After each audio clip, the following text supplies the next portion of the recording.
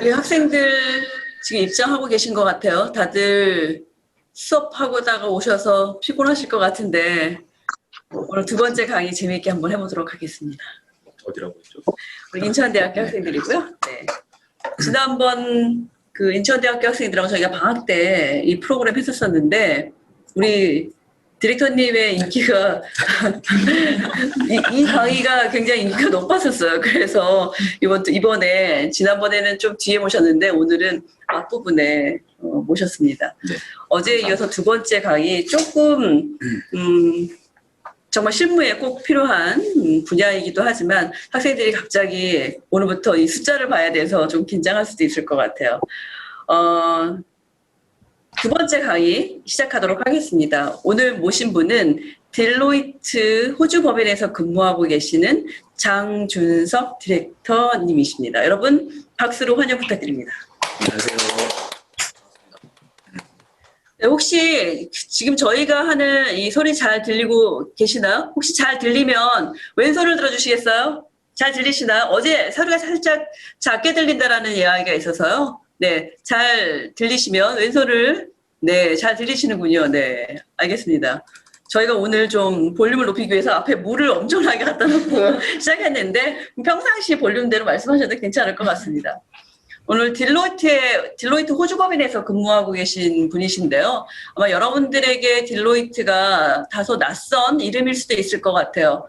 우리 네. 딜로이트에 대한 소개 먼저 잠깐 해주시고 네.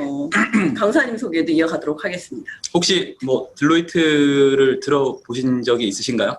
네, 여러분 우리 반응은 손으로 해주셔야 될 것 같아요. 네. 들어보신 분은 오른손, 네. 들어보신 분은 왼손.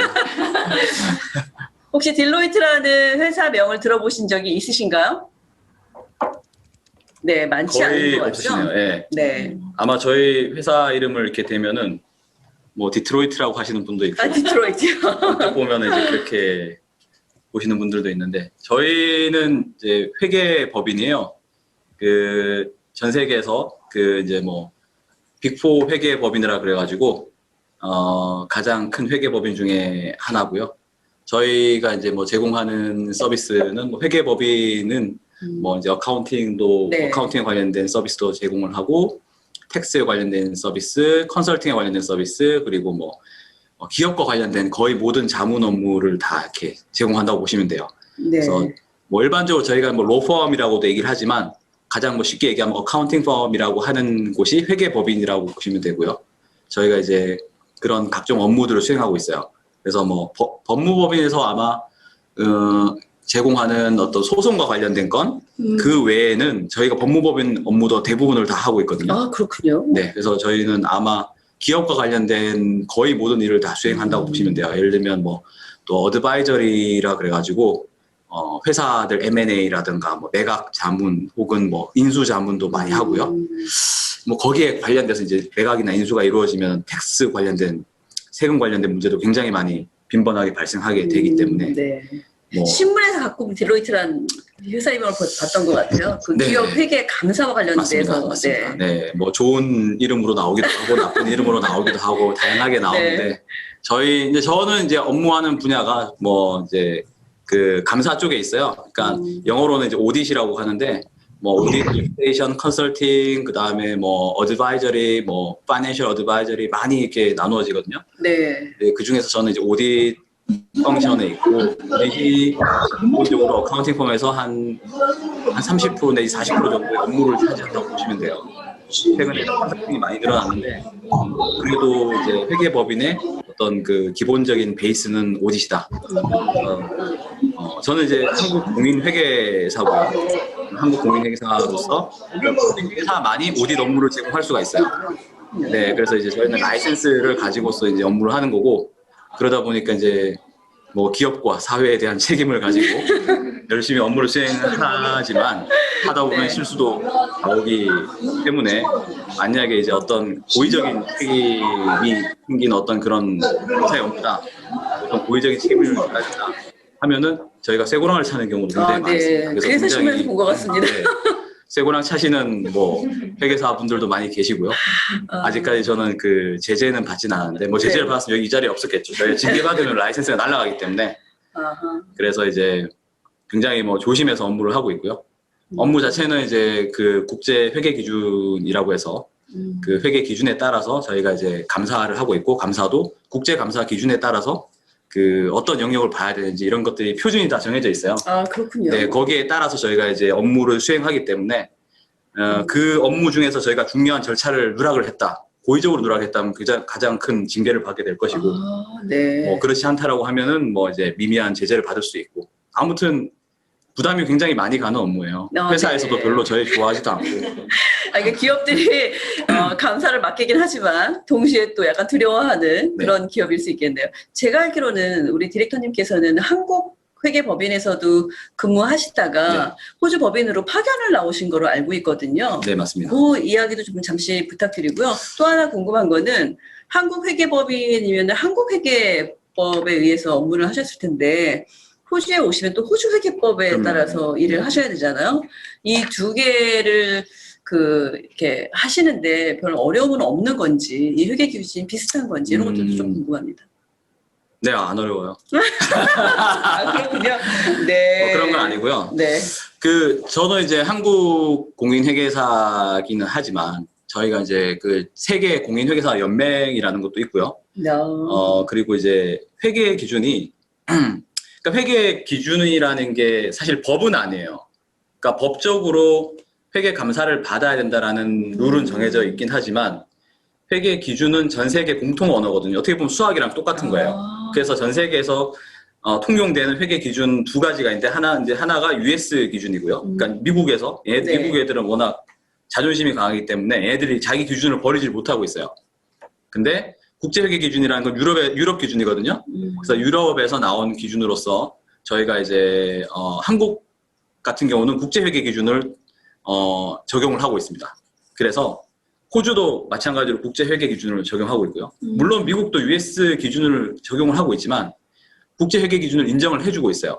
그렇기 때문에 이 기준을 가지고 저희가 업무를 하는 데는 문제가 없어요. 다만 문제는 뭐 영어겠죠, 기본적으로. 네. 한국말로 배웠던 이 기준을 갖다 영어로 저희가 이제 할 수가 있어야 뭐 이쪽에 와서 이제 근무를 하거나 이제 가능하니까. 네. 네, 저는 그래서 이제 한 6, 7년 정도 됐나요? 이쪽에 온 지가 이제 그래서 파견으로 한국 딜로이트에서 딜로이트 코리아에서 이쪽으로 이제 파견을 왔어요. 파견을 왔다가 조금 이제 공기도 좋고 해서 조금 더 있게 됐습니다. 그래서 파견 기간은 사실 끝났고 호주의 그 딜로이트로 이제 옮기게 된 상황이고요.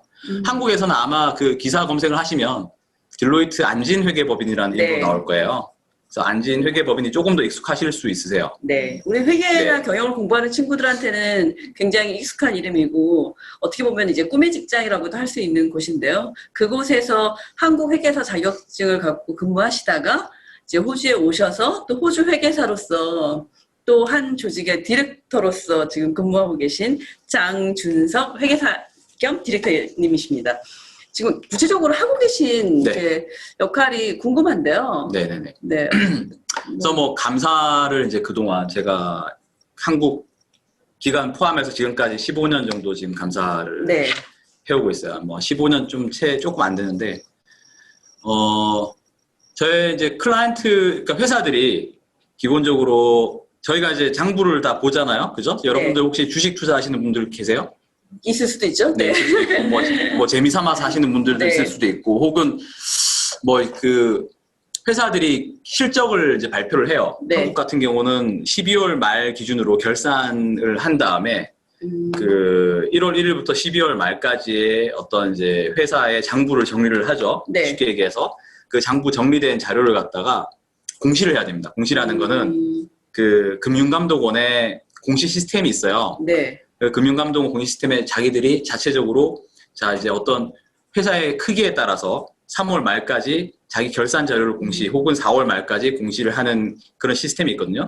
근데 한국 회사들은 대부분 12월 말 결산일이기 때문에 1년치를 갖다가 이제 그 공시를 해야 돼요. 근데 공시를 할 때 자기 마음대로 예를 들어서 이제 숫자를 넣으면은 당연히 문제가 되겠죠. 그러겠죠. 네. 그 숫자를 조작한다. 혹은 뭐 많이 들어보셨겠지만 분식회계라는 게 다 이제 그런 건데, 분식이라는 게 뭐 한문으로 이렇게 쓰면은 뭐 이렇게 치장한다는 뜻이거든요. 그러니까 뭐 윈도우 드레싱이라고 하기도 하고 이제 그런 걸 막기 위해서 저희가 사실 일을 하는 거예요. 국가로부터 이제 어떤 이 업무를 위임받은 거죠, 일종의. 아, 그렇군요. 네, 그래서 공공의 어떤 공공재 일종의, 왜냐면 여러분들은 회사의 장부를 보고 그 회사에 대해서 투자를 하기도 하고, 네. 혹은 뭐 여러 가지 의사결정을 하게 되는데, 그 의사결정을 바로 할 수 있게끔 도와주는 게 사실 저희 감사인의 역할이고요. 아, 네. 그래서 일종의 이 공공재적인 성격을 띤 어떤 이제 그 회사의 장부를 갖다가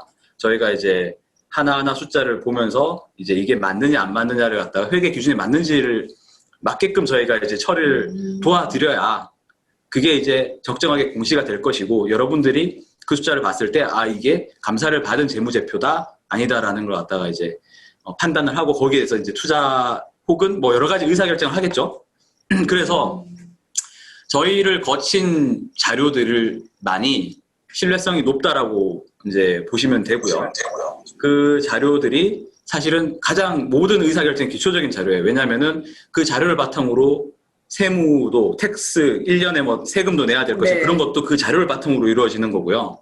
그리고 뭐 증권사 애널리스트들 있잖아요. 여러분들 뭐 애널리스트를 하고 싶어 하시면 되게 많잖아요. 근데 그분들도 뭘 보고 의사결정하겠어요, 이 회사가. 그냥 겉모습이 멋있다. 간판이 멋있네. 이름이 멋있네. 이렇게 한다고 하진 않잖아요. 네, 뭐라도 그렇죠. 보고 결정을 하는 건 이 회사가 돈이 좀 많네, 뭐 없네, 아니면은 뭐 이 회사가 빚이 있네, 어떻게 이런 거를 보여주는 게 그 회사의 재무제표예요.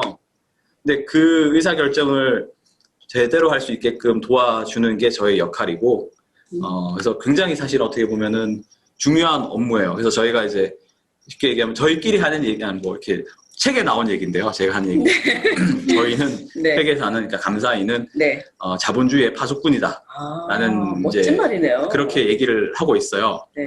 그렇게까지 뭐 정확한지는 잘 모르겠지만 아무튼 자본주의에 있어서 이제 자본주의의 꽃은 사실 주식회사거든요. 근데 주식회사의 기본은 그런 재무제표고 재무제표가 공시되고 가장 이제 사람들이 누구나 다 이용할 수 있는 그러니까 증권사 애널리스트들도 우리가 감사를 한 재무제표를 바탕으로 해가지고 자기네들이 숫자를 조작을 해서 이게 이렇게 해서 뭐 회사들이 수익성이 좋다 나쁘다 그런 비교 분석도 하기도 하고 이제 네. 그래서 이제 저희가 그렇게 업무를 하고 있다고 보시면 돼요. 네, 오늘 저희 앞부분에 이렇게 우리 디렉터님께서 하시고 있는 일이라든지 이 기업에 대한 설명을 해드리는 이유는요.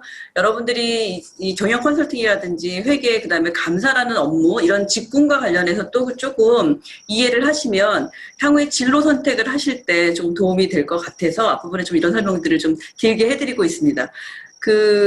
딜로이트의 워낙 뭐 굉장히 큰 글로벌 기업이고 미국이 본사인가요? 아니면 영국이 본사인가요? 저희는 영국이 본사고요. 네, 전 세계 본사고, 다들 기업. 그렇죠. 이제 저희가 한 뭐 160개국 정도의 뭐 그 오피스가 다 있고 호주 같은 경우는 13군데 정도 오피스가 있고요. 네, 네. 한국은 지금 한 2군데 정도 있는 걸로 알고 있어요. 네. 그래서 지금 이제 아시아 퍼시픽 같은 경우는 호주, 한국, 일본, 중국 그다음에 이제 동남아시아, 인도, 그다음 뉴질랜드 이렇게 다 합해져가지고 지금은 저희 회사 같은 경우는 같은 펌이라고 보시면 돼요. 지금 하나의 원펌이 됐고요. 얼마 전에. 네, 그렇군요. 네, 그리고 그래서 저희 이 친구들이 지금 뭐 나름 경영학 공부하는 친구들은 회계사 공부도 좀 준비하고 막 이렇게 하고 있을 텐데요. 이 친구들이 이렇게 딜로이트 같은 글로벌 법인에서 이제 일을 하고 싶은 경우 한국 법인에 입사해서 이렇게 해외 법인으로 움직일 가능성이 디렉터님처럼 있을 수 있는 거죠? 충분히 많습니다. 저희는 네. 이제 왜냐하면 말씀드렸듯이 워낙 많은 나라에 거의 모든 나라에 다 있다고 보시면 북한 빼고 다 있어요. 네, 그렇군요. 북한 빼고 다 있어요. 그래서 그러다 보니까 저희가 이제 사람에 대한 익스체인지 프로그램도 굉장히 많이 네. 잘 돼 있고요. 그래서 특히 이제 오디터 같은 경우는 말씀드렸듯이 만국 공용어예요. 어떻게 보면. 근데 어떻게 보면 세무 같은 경우는 모든 나라가 다 다르거든요. 그래서 네. 사실은 다른 나라에 가서 일을 하는 게 굉장히 까다로운 업무가 어떻게 보면 세무 쪽인데 네. 오디 쪽, 그러니까 어카운팅 쪽은 어떻게 보면은 그 부분이 조금 많이 좀 이제 그렇군요. 쉽고요. 어떻게 보면 상대적으로 뭐 그 외에 이제 그 딜 업무 쪽, 딜 소싱 업무 쪽이라면은 이제 M&A라던가 어떤 그런 자문 쪽은 또 어떻게 보면은 또 비슷해요. 왜냐하면 여러분들 혹시 경영학 공부하신 분들은 재무 관리 혹시 공부해 보신 분 계세요? 있으시겠죠? 그러니까 이론은 다 비슷해요. 그런 이론을 바탕으로 이제 어떤 경영 컨설팅을 한다던가 뭐 하기 때문에 어떻게 보면 영어만 좀 잘 이렇게 잘 되면은 가실 수 있는 환경은 잘 조성이 돼 있다고 보시면 돼요. 그렇군요. 네. 우리 친구들이 경영을 공부하고 회계를 공부하면서 딜로이트 안에서 여러 가지 또 다양한 직무들을 선택하실 수도 있는 거잖아요. 그럼요. 그러니까 오디도 있고 어떤 구체적으로 어떤 직무들이 그 안에 이렇게 있을 수 있을까요?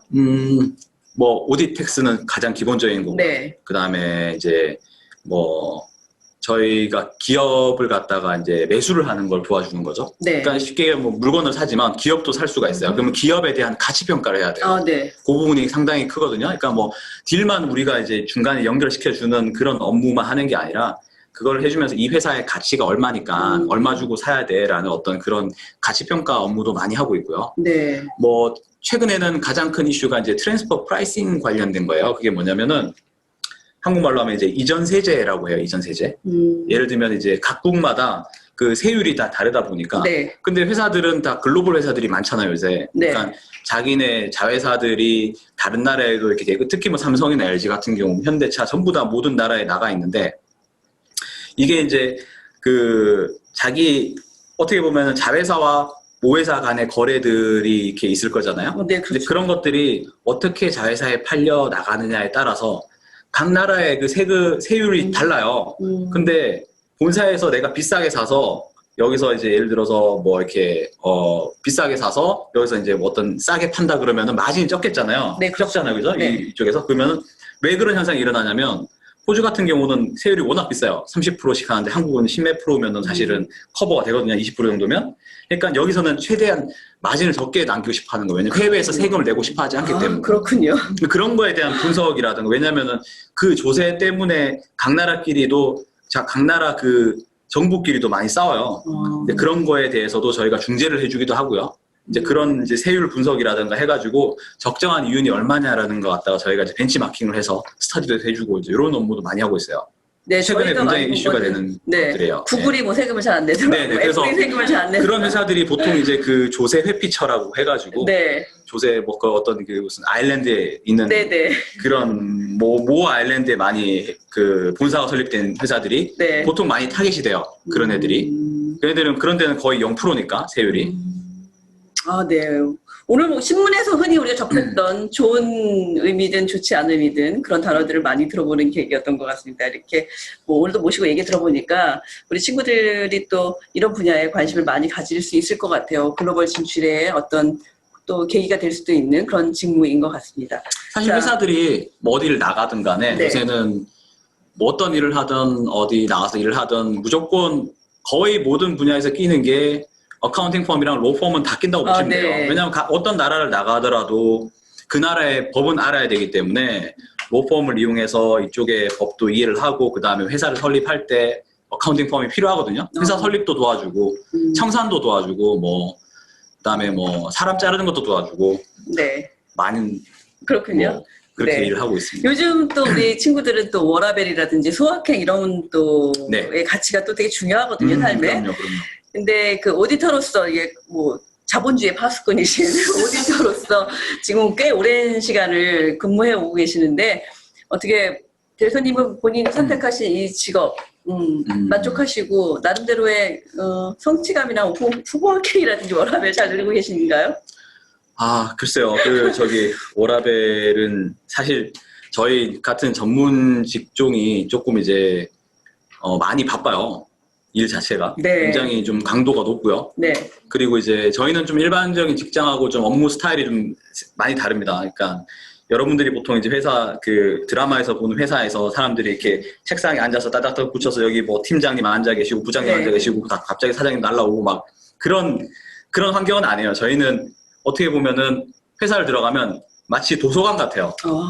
네. 그래서 그렇군요. 저희도 이제 뭐 부킹 시스템으로 이렇게 책상도 부킹해서 쓰기도 하고요. 뭐 필요에 따라서, 그러니까 저희는 재택근무를 사실은 지금 많이 하고 있는데 한국에서도 많이 도입됐잖아요. 코로나 때문에. 네. 여기서도 이제 코로나 때문에 많은 분들이 재택근무를 하긴 하지만 사실 저는 입사했을 때부터 재택근무를 많이 했었어요. 그래서 별로 이 환경이 그렇게 어색하진 않아요. 아, 그러시겠네요. 네, 그리고 뭐 저희 같은 경우는 보통 클라이언트랑 일을 많이 하다 보니까 네.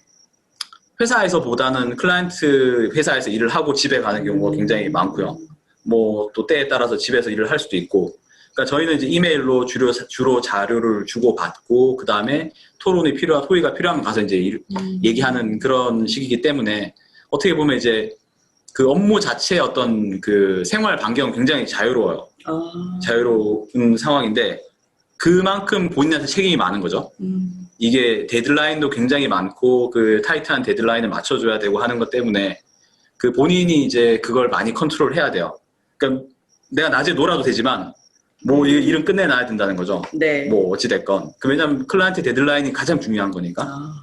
근데 또 한편으로는 늘 이렇게 가까이 지낸 동료들, 매일 보는 동료들하고 일하는 게 아니라 클라이언트 회사에 파견 근무를 나가야 되기도 하고 또 굉장히 또 이 중요한 법적으로 이렇게 공시되는 이런 일들을 담당하니까 심적 압박감이 꽤 있을 것 같아요. 그렇죠. 뭐 이제 굉장히 이제 스트레스를 많이 받는 직업입니다. 저희 분들은 이제 사장님이라고 부르는 게 아니라 네. 파트너 분들인데 한국말로는 이제 상무님, 전무님 부르고 이제 뭐 대표이사 정도 이렇게 이제 불러드리는데 그분들 이렇게 보면은 좀 예전에 느꼈어요. 아, 이렇게 다들 이렇게 나이가 많으신가. 근데 정말 젊으세요. 막 그래요? 40대 중반 이렇게 돼 있는데 거의 한 60대처럼 보여요. 아, 스트레스 때문에요? 스트레스 때문에. 그러니까 다 이렇게 머리가 새시고 이게 맨날 숫자만 또 게다가 업무 강도도 사실 높고 스트레스도 많지만은 네. 저희가 이제 술도 되게 많이 먹거든요. 한국에서는 이제 왜냐면 클라이언트랑도 이제 식사를 많이 하게 되고 하다 보면 이제 야근도 하고 저녁에 늦게까지 술도 먹고 뭐 주말에도 나와서 일을 하게 되고 뭐 이런 게 많다 보니까 몸이 많이 망가지는 그런 경향이 없지 않아 있었어요. 그러니까 자기 컨트롤이라든가 자기가 굉장히 이제 자기 관리를 굉장히 잘해야 되는 그런 직업이라고 생각이 좀 들어요. 네, 굉장히 이런 말씀 들어보니까 하고 싶지 않은 직종처럼 느껴지지만 또 장점으로 또 보수는 높은 편이죠. 한국에서 지금 굉장히 높은 걸로 알고 있어요. 네, 아니 실제 높지 않나요? 아, 근데 그동안 높진 않았어요. 그동안 생각보다 높진 않았어요. 생각보다. 아, 네, 생각보다는 일하는 강도에 비하면 네. 높지가 않아서 저희가 일을 하는 시간으로 예를 들어서 그냥 우스갯소리로 우리가 맥도날드 연봉보다 시급보다 네, 시급으로 따지면요. 그런 정도의 어떤 우스갯소리도 하긴 했었는데 사실은 굉장히 일이 많거든요. 근데 네. 그간에 사실 처우가 좋진 않았었어요. 왜냐하면 회계법인이 파트너십인데 어떻게 보면 파트너들이 뭐 상당히 많이 가는 구조, 네, 너무 많이 가져가는 구조라서 막 이게 저희 직원들은 사실 여기까지 내려오지는 않고요. 그래서 사람들이 이제 회계법인이든 뭐 법무법인이든 꽃은 파트너다. 무조건 파트너가 돼야 내가 그동안 힘들었던 걸 보상받는다라는 것 때문에 뭐 이렇게 다 버티는 건데. 파트너를 목전에 두고 계시잖아요, 지금. 디렉터라는 포지션. 이제 예전에는 가만히 앉아도 파트너가 됐던 것 같은데. 요즘은 아니죠. 요즘은 모든 뭐 회사가 마찬가지지만 다들 이제 어려워지는 것 같아요. 점점 경쟁도 치열하고 예전처럼 이렇게 예전에 정말 술만 잘 마셔도 파트너가 됐거든요. 네. 왜냐면 고객 관리가 되니까. 갑자기 우리 친구들 어떻게 음주의 능력을 키워야 되나 이런 생각도 하실 것 같은데. 뭐 그렇게까지 이제 요즘은 사실 뭐 이렇게 술을 많이 먹는 문화도 아니고 강제로 먹이는 것도 아니고 하니까. 네, 제가 알기로는 디오님 술 많이 안 드시는 걸로 알고 있는데. 지금은 이제 많이 안 먹습니다. 네. 너무 많이 망가졌어요. 네, 자 여기까지 저희가 조금 편안하게 딜로이트라는 이런 회사, 그다음에 그 회사에서 하고 있는 일, 또 우리 디렉터님이 약간 커리어 약간 살짝 알아봤습니다. 근데 오늘 사실 저희가 실무 엑셀 강의를 보셨잖아요.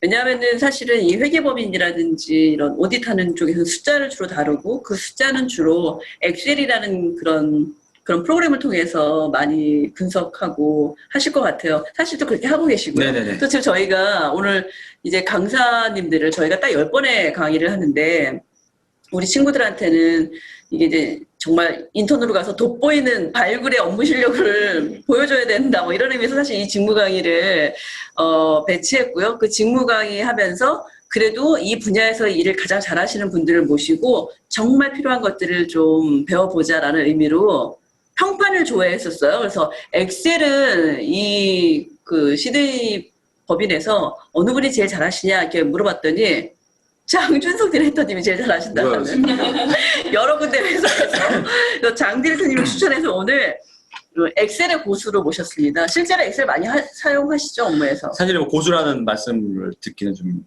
이상한 것 같고, 저는 엑셀의 그 전문가가 아니에요. 그러니까 엑셀을 전문적으로 배워본 적이 없어요. 아, 그런가요? 그렇죠. 왜냐하면 저희는 회사에서 그냥 주로 쓰는 게 엑셀 일 수밖에 없으니까. 그러니까 배우지 않았는데 쓰다 보니까 고수가 됐다 이거네요. 뭐 그렇죠. 남들은 본인은 고수이기를 거부하시지만 저희가 굉장히 엑셀을 사무실 회사에서 많이 쓰거든요. 근데 그 많이 쓰는 분들 중에서도 엑셀은 장준석이야 뭐 이런 얘기들이 제가 3군데서는 들었어요. 네, 그리고 지난번 강의에서도 또 우리 학생들이 굉장히 도움이 많이 됐다라는 평가를 들어서 오늘 또 모시게 됐습니다. 오늘 업무에서 발굴의 실력을 보여주시고 있는 우리 그 디렉터님의 엑셀 실력도 한번 보고요. 또 엑셀 책이 되게 두껍잖아요. 네네네. 그 사실 다 볼 수는 없고요, 그죠? 저도 본 적도 없고요. 네. 그 뭐 사실 예전에 저도 여러분처럼 대학생 때 엑셀 뭐 이렇게 그 책을 사가지고 한 3장 정도 보다가 이제 마른 적이 되게 많아요. 네. 그리고 이제 그걸 보고 따라 하게 되면 아니 좋은 내용들이 많은데 문제는 뭐냐면 안 쓰는 걸 배우죠? 안 쓰는 걸 배우기도 하고요. 네. 문제는 거기서 내가 쓰고 난 다음에 사실은 쓸 일이 없잖아요. 네. 그러니까 이 손에 안 익는 거예요. 아, 다시 그렇죠. 보면은 다시 새롭고 네. 기억이 안 나는 거죠. 그러니까 사실은 이게 책의 문제도 아니고요. 여러분의 문제도 아니에요. 이거는 그냥 환경에 노출이 안 돼 있기 때문에 그런 거예요. 저 같은 경우는 그냥 매번 하니까 습관적으로 쓰게 되는데, 예전에 뭐 너무 오래된 얘기긴 하지만은 저 같은 경우는 이제 그 어릴 때 저희는 컴퓨터 학원이 있었거든요. 지금도 많이 있나요? 지금도 있습니다. 네. 근데 뭐 이렇게 얘네 컴활 자격증 뭐 따고 보면 네. 이 컴활 자격증이 뭐 소용이 있는지 잘 모르겠어요. 요즘 아무튼 친구들은 학교에서도 그런 코스들을. 근데 계속해서 그때는 제 기억에는 아래 한글이라는 걸 네. 하면서 그죠? 그거를 갖다가 하면서, 그리고 자판 연습기 있었잖아요. 네. 아니, 이거 이렇게 하는 거? 디렉터님 혹시 그런 옛날 얘기하시면 왜 말씀드리냐면 네. 자판 연습기를 왜 말씀드리냐면 우리는 그때는 자판을 연습을 했어요. 왜냐면 각 가정마다 컴퓨터가 귀했거든요. 맞아요. 네. 그래서 쓸 수 있는 데는 네. 학교밖에 없었어요. 학교 아니면 학원인데 거기 가서 열심히 연습하고 집에 와가지고 그 다음에 이제 다 잊어버리고 그 다음 가면 또 연습을 해야 돼요. 근데 지금처럼 누구나 다 핸드폰 들고 있고 누구나 컴퓨터 들고 있는데 자판 연습이 왜 필요한? 그냥 하다 보면 다 느는 건데. 네. 그 엑셀도 마찬가지예요. 그러니까 그렇게 그냥 습득이 되는 거지, 하다 보면은 그냥 자연스럽게 하는 거지. 이걸 갖다가 내가 이거 지금 함수 외워가지고 이제 써야지 하면은 며칠 지나면 다 까먹어요. 여러분도 이게 몇 번이나 그 반복을 해야지 되는 건데, 반복할 수 있는 환경에 노출이 안 돼 있는 것일 뿐이죠. 네. 그래서 제가 말씀드린 거는, 그럼에도 불구하고 회사에서 실제로, 그러니까 저희 회사에서 최소한 저희가 굉장히 엑셀을 많이 쓰는 회사 중에 네. 하나인데, 그럼에도 불구하고 저희 회사에서 쓰는 엑셀에서는 정말 한 10가지, 20가지 이상의 기능도 안 쓴다는 거예요. 네. 그럼에도 불구하고 다 쓸 수 있다는, 네, 그만큼만 그렇죠. 해도 네. 더 필요 없다는 거예요. 네. 그래서 책에서 배우는 엑셀 말고요. 책에는 뭐 엑셀의 모든 기능이 들어있지만 실제 그 기능들이 실무에 다 쓰이는 건 아니고, 실무에서 특히 또 여러분처럼 이제 신입이 되면은 주로 이제 로우 데이터들을 많이 만지니까 그런 실무에서 주로 활용되고 이 정도만 알아도 신입사원 시절에 뭐 이 정도만 해도 엑셀 잘한다는 소리는 들을 수 있는 그런 내용들 중심으로 여러분과 엑셀을 배워보도록 하겠습니다. 자, 오늘 저와 디렉터님의 잡다한 이야기는 여기서 네. 마치도록 하고요. 이제 본격적으로 실무 엑셀에 대해서 우리 강사님과 이야기를 나눠보도록 하겠습니다. 저는 물러가고 우리 강사님께서 여러분과 알겠습니다. 함께 엑셀 강의 부탁드립니다. 간단하게 보여드리겠습니다. 네, 감사합니다. 혹시 저기 뭐 그 파일이 공유가 돼 있나요? 아니면은 그 제가 보여드리면 되나요? 네, 거기서 공유. 네. 학생들은 구글 클래스룸에 저희가 사전 공지해놔서 본 학생들이 있을 겁니다. 아, 이 파일은 다 들고 계시는 거죠? 네. 네. 혹시 화면 다 공유가 됐나요? 네, 공유됩니다. 네. 사실 오늘하고 내일 이렇게 강의가 있기 때문에 제가 한 4개 정도의 그 연습 과제를 가지고 왔는데요. 지난번에 사실 해보니까 생각보다 기본 강의에 시간을 많이 썼어요. 근데 그게 더 중요한 것 같아요. 뒤쪽은 사실은 뭐 중요도로 따지면은 조금 떨어지는 부분이고, 앞에 부분에서 여기서 사실 지금 요 화면에서 대부분의 저희가 쓰고 있는 그 어떤 엑셀 기능이 다 나오거든요.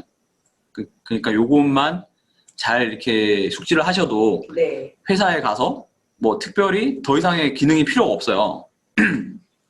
혹시 엑셀을 조금 써보신 분이 있으신가요?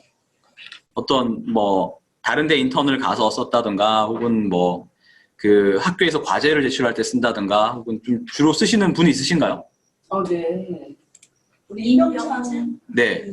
혹시 뭐 어떤 용도로 쓰세요? 전 저저번 달에 커말 시험을 봐가지고요. 그때 계속 연습했었어요. 아, 그렇구나. 커말 시험. 커말 시험 아직도 있네요. 네. 네. 아, 진짜 오래됐다. 오케이. 알겠습니다. 고맙습니다. 그래서 우선은 그 엑셀의 구조를, 엑셀이 이제 사실 왜 유용하게 쓰이냐면, 이게 지금 제가 보여드리는 화면이 지금 영문이라서 약간 헷갈리실 수는 있으세요. 지금 한글로 지금 다 보고 계실 텐데, 요렇게 호환성 지금 그거는 조금 안 되는 부분은 죄송하게 생각합니다. 근데 보시면 위에 이런 탭들을 이제 리본이라 그러잖아요. 근데 뭐 저희 리본이라고 부르는 사람 거의 없는데, 그냥 이렇게 고급 용어로 리본이라 하는데, 아무튼 이 탭이 있는데, 이게 한국에서 뭐 이게 파일 뭐 이렇게 홈 나오고, 이제 여기 딜로이트 있잖아요. 이거 무시하셔도 돼요. 이게 엑셀이라는 게 갖가지 기능을 다 이렇게 넣을 수가 있거든요. 그 기본 기능에서 회사에서 이렇게 펑션을 막 넣어주는 거예요. 저희 같은 경우는 워낙 그 감사의 툴이라든가 아니면은 그 분석의 툴을 많이 넣어놨기 때문에, 보시면 딜로이트라는 이런 이상한 탭이 하나 있고요. 그 다음에 이 애널리틱스라는 탭이 또 있어요. PDF Exchange라는 탭도 있고요. 이런 부분은 아마 기본적인 엑셀을 가지신 분들은 아마 이게 없으실 거예요. 네. 네. 이건 무시하셔도 돼요. 그것은 그럼 돈을 주고 유료로 받는 서비스인가요? 뭐 그러겠죠. 저희 회사에서 부담했으니까 저는 잘 모르겠습니다, 일단. 네. 그래서 일단은 뭐 그런 상황인데, 제가 우선 여기서 그 상대 참조랑 절대 참조라는 걸 먼저 좀 말씀을 드릴게요. 이제 각 셀로 이렇게 돼 있잖아요, 그죠? 엑셀들이. 그래서 엑셀인가? 네. 이걸 각 셀이라 그래요. 셀이라 그러고요. 저도 인지 알았네요. 요게 이제 이렇게 칼럼을 한 번에 다 지정을 할 수도 있어요. 이렇게 이게 칼럼이라 그러거든요. 컬럼이라 그러고, 요거는 이제 뭐라 그러나요? 로우라 그러고요. 로우라 그러고 컬럼 로우라고 이렇게 지금 나오는데, 그러니까 뭐 이 각 셀들의 이름이라는 게 보면은 뭐 F에 6, 그 다음에 뭐 예를 들면 이거는 A의 1인 거죠. 네. 그럼 C의 1인 거고, D의 1인 거고, 밑에는 뭐 D의 4, 이렇게 보면 다 블럭이 지정이 돼요. 이렇게 가서 이렇게 클릭을 해보시면요. 이런 지금 기본적인 구조는 뭐 이렇게 돼 있고, 엑셀들이 보면은 각 이렇게 탭들로 이렇게 구성이 돼 있어요. 기본적으로 처음 엑셀 스프레드시트 맨 처음에 열면은 이 탭 3개가 이렇게 나오거든요. 빈장으로 채울 수가 있는 거죠. 이렇게. 그리고 이 플러스 버튼을 누르면은 또 이렇게 탭들이 새로 생겨요. 새로 이렇게. 빈장이 생겨요. 요거는 우클릭을 하시면은 지울 수가 있어요. 그냥 이렇게 지울 수가 있어요. 네. 우선은 뭐 간단하게 이렇게 보여드렸고요. 자, 상대 참조랑 절대 참조라는 게 뭐냐면, 각 그 함수들이 어떤 이제 어떻게 쉽게 자, 1, 2, 3.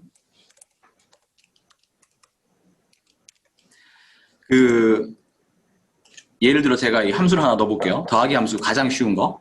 함수를 넣을 때 항상 는이라는 이 펑션을 쓰셔야 돼요. 는 쓴 다음에 예를 들어서 이 셀을 지정을 해요. 그러고 난 다음에 얘를 더하기를 하잖아요. 그러면은 답이 나오죠. 1과 2를 더했으니까 얘가 당연히 3이 나오겠죠. 그죠? 근데 제가 얘를 갖다가 똑같이 컨트롤 C라는 거는 카피잖아요. 그죠? 네. 카피 앤 페이스트를 해볼게요. 그냥 컨트롤 C, 컨트롤 V를 이 셀을 그대로 컨트롤 C 한 다음에 밑에다 컨트롤 V를 해요. 그러면은 이 함수는 복사가 되긴 하지만 이 셀이 움직였기 때문에 그 보시면 위에 거는 제가 이 포뮬러를 갖다가 확인할 수 있는 기능이 있거든요. 이 포뮬러 이게 함수라고 아마 돼 있을 거예요, 아마. 이 여기 들어가가지고 트레이스라는 게 추적하는 게 있어요. 추적 기능이. 이를 추적하면은 얘가 어디서 하는지 알 수가 있어요. 이렇게 1하고 2, 그죠? 네. 알 수가 있죠. 근데 제가 요거를 복사를 해서 밑에다 붙였잖아요. 그러면은 누가 들어오시네요. 네. 제가 버드밋을 했습니다. 얘 같은 경우는 보시면요. 얘도 트레이스 해볼게요. 그러면은 2하고 3, 이 밑에 걸 지정을 했어요. 따라오시겠나요? 네. 자, 제가 이걸 다시 지울게요. 지우고 난 다음에 이 3을 갖다가 이제 화면을 키우는 게 좋겠다. 네. 이 F5와 6을 합한 건데요. 그러니까 3이 나왔죠? 네. 근데 얘를 그냥 그대로 복사를 해서 밑에다가 붙이면요. 그 밑에 걸 한 칸씩 내려왔죠, 지금. 네. 그러니까 이런 게 지금 상대 참조라는 거예요, 기본적으로. 왜냐면은 얘는 지금 요 라인과 요 라인만을 지금 참조를 했었어요. 근데 그냥 그대로 복사를 해서 내려오게 되면은 다시 한 칸씩 내려와가지고 얘가 셀을 물고 들어오는 거거든요. 그 함수라는 게. 근데 예를 들어 이게 아니라 참조를 갖다가 절대 참조를 해볼게요. 절대 참조라는 건 항상 이 셀만 가져오는 거예요. 그래서 여기서 절대 참조는 F4로 절대 참조를 걸 수가 있어요. 이렇게 달러 표시 나오죠. 네. 달러 표시라는 거는 F도 지금 고정이 된 거고요. 그러니까 영어로 된 이 컬럼도 고정이 된 거고 이 라인도 고정이 된 거예요. 그래서 이렇게 보시면 제가 이걸 그대로 복사해 볼게요. 복사해서 가지고 오면 그냥 그대로 3이 나와요. 네. 이게 왜 그러냐면 절대 참조는 항상 같은 셀만을 가지고 오게끔 하는 기능이에요.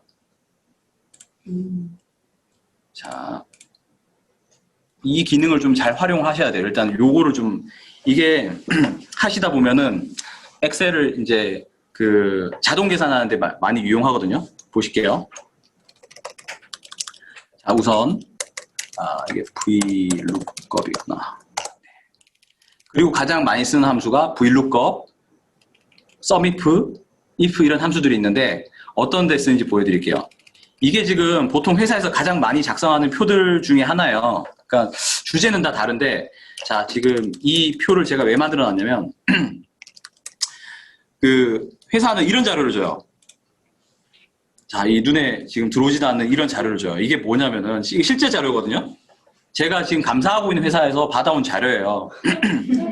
자, 근데 이게 보면은 자, 사람들 이름이 여기 지금 나오죠. 이 사람 이름이 나오고 그 다음에 뭐 이렇게 뭐 리브의 종류, 리브라는 거는 저거예요. 그 여러분의 그 연차? 네. 휴가. 네, 휴가죠, 연차. 휴가고요. 그 다음에 여기 보면은 이 호주 같은 경우는 그 10년이 지나면요. 10년 혹은 7년이 지나면 주마다 좀 다른데 7년이나 10년이 지나면 그 롱 서비스 리브라는 것이에요. LSL이라 그래가지고 그 롱 서비스 리브에 대해서 돈으로 지급을 하거든요. 혹은 제가 그만큼 쉴 수가 있어요. 그 수당을 주게 되는데 저희가 이 롱 서비스 리브에 대해서 그 뭐라 그래야 되나 감사를 하거든요. 왜냐하면은 회사들이 이 롱 서비스 리브는 사실 회사의 부채예요. 직원들한테 줘야 되는 돈이기 때문에 결국에는. 네. 그래서 이거를 감사를 하겠는데 이런 자료를 던져줘요. 이렇게. 그럼 이걸 갖다가 숫자도 합해봐야 되고 여러 가지 작업을 해야 되잖아요. 이거를 이렇게 뭐 다 합하면은 뭐 여기 보시면은 이런 기능을 좀 보여드렸는데 이렇게 드래깅을 하면요. 얘들이 합할 수가 있어요. 이렇게 자동으로 합산을 해주는데 보면은 원래 여기 떠야 되거든요. 근데 카운트밖에 안 뜨죠. 이게 왜 그러냐면 이게 숫자들이 지금 숫자를 인식을 못하기 때문에 지금 다 텍스트로 인식을 하고 있어요. 그래서 지금 그런 현상이 일어나긴 하는데 아무튼 그거는 차차 좀 아시게 될 것 같고요. 우선은 그러면은 이 표를 정리를 해야 이 회사가 얼마의 롱 서비스 리브가 잡혀 있는지를 갖다 각 사람들마다 그 확인을 할 수가 있어요. 근데 회사가 어떻게 자료를 주냐면 이렇게 주기도 하고요. 여러 가지 자료가 이렇게 퍼져 있어요. 이런 자료를 주기도 해요. 같이. 자, 이렇게 두 개를 던져줬어요. 자, 이 자료에는 보시면 금액만 나와 있죠. 이렇게 롱 서비스 리뷰에 대한 금액들만 나와 있고요. 제가 이렇게 하이라이트를 했어요. 그냥 대충 이런 게 있다. 금액들이 나와 있고 이 자료는 그 인플로이 넘버가 있어요. 그 각 직원들의 그 자기 직원 4번이 있을 거 아니에요. 얘들이 4번이에요. 4번이고 얘들은 이름이에요. 직원들의 이름이고 그리고 얘들이 지금 이제 그 전체 지금 얼마의 롱서비스 리뷰가 있느냐 뭐 이제 이런 그 구조로 보여주는 건데 그리고 요 밑에 표는 또 따로 이 인플로이들이 있고 그 다음에 이 사람들이 어디에서 일을 하는지 이 로케이션이에요. 뉴사우스 웨일즈라는 데도 있고요. 빅토리아라는 데도 있고 이 호주의 좀 지명이니까 조금 덜 익숙하실 수는 있는데 아무튼 중요한 거는 이런 식으로 회사 사람들이 어디에서 근무를 하고 있고 어느 파트에서 일을 하고 있고 ABC 이런 파트들이 나눠져 있잖아요. 그리고 이 사람들이 이 사람들이 어떻게 이제 이렇게 이름이 나와 있죠. 이렇게 표들이 이렇게 나와 있어요. 근데 이 표들을 정리하는 기능이 사실은 VLOOKUP이라고 보시면 돼요. 자, 어떻게 이제 정리를 할까 보여드릴게요. 우선은 사람들의 예를 들어서 이제 4번들을 이렇게 모아요. 제일 처음에. 그죠? 그러면은, 죄송합니다. 그 다음에, 얘네들이 일하는 장소가 나와 있는 데이터는 뭐예요? 두 번째 데이터에 가시면은, 이 사람들이 일하는 장소가 이렇게 나와 있어요. 근데 이게 순서대로 안 나와 있거든요. 순서대로 안 나와 있는데, 그럼 얘를 갖다가 어떻게 해야 되냐? 눈으로 그럼 일일이 갔다가, AD013이라는 애 어디 갔지? 해서 AD013 가서, 여기 있네? 해서 얘를 갖다가, NSW네? 해서, 이렇게 NSW, 이렇게 치면은, 이게 사람이 지금 한 30명밖에 안 되니까, 뭐, 이 짓을 할 수는 있지만, 보면은, 예를 들어 이게 막 섞여 있다 봐요. 그러면은, 이거 뭐, 얘도 NSW네? 이걸 일일이 하고 있을 수는 없단 말이에요. 그렇죠. 이거를 가져오는 작업이 필요해요. 왜냐면, 자료들이 항상 이렇게 퍼져 있거든요. 딱 모아가지고 주는 경우는 거의 없어요. 근데 이 자료를 모아봐야 우리가 어떤 식의 숫자들이 들어왔는지 이걸 분석이 가능하거든요. 그걸 할 때 쓰는 게 VLOOKUP 기능이에요. VLOOKUP이라는 건 버추얼 룩업의 줄임말이거든요. HLOOKUP도 있어요. HLOOKUP, Horizon Lookup인데, 그거는 다 위치만 바뀌는 거예요. 지금 보여드릴게요. VLOOKUP이 어떻게 돌아가는지. 우선은 항상 펑션을 넣을 때는 는 기능을 넣고요. 그 다음에 VLOOKUP을 쳐요. 근데 보시면은 얘네들이 다 보여줘요. 이렇게. 자.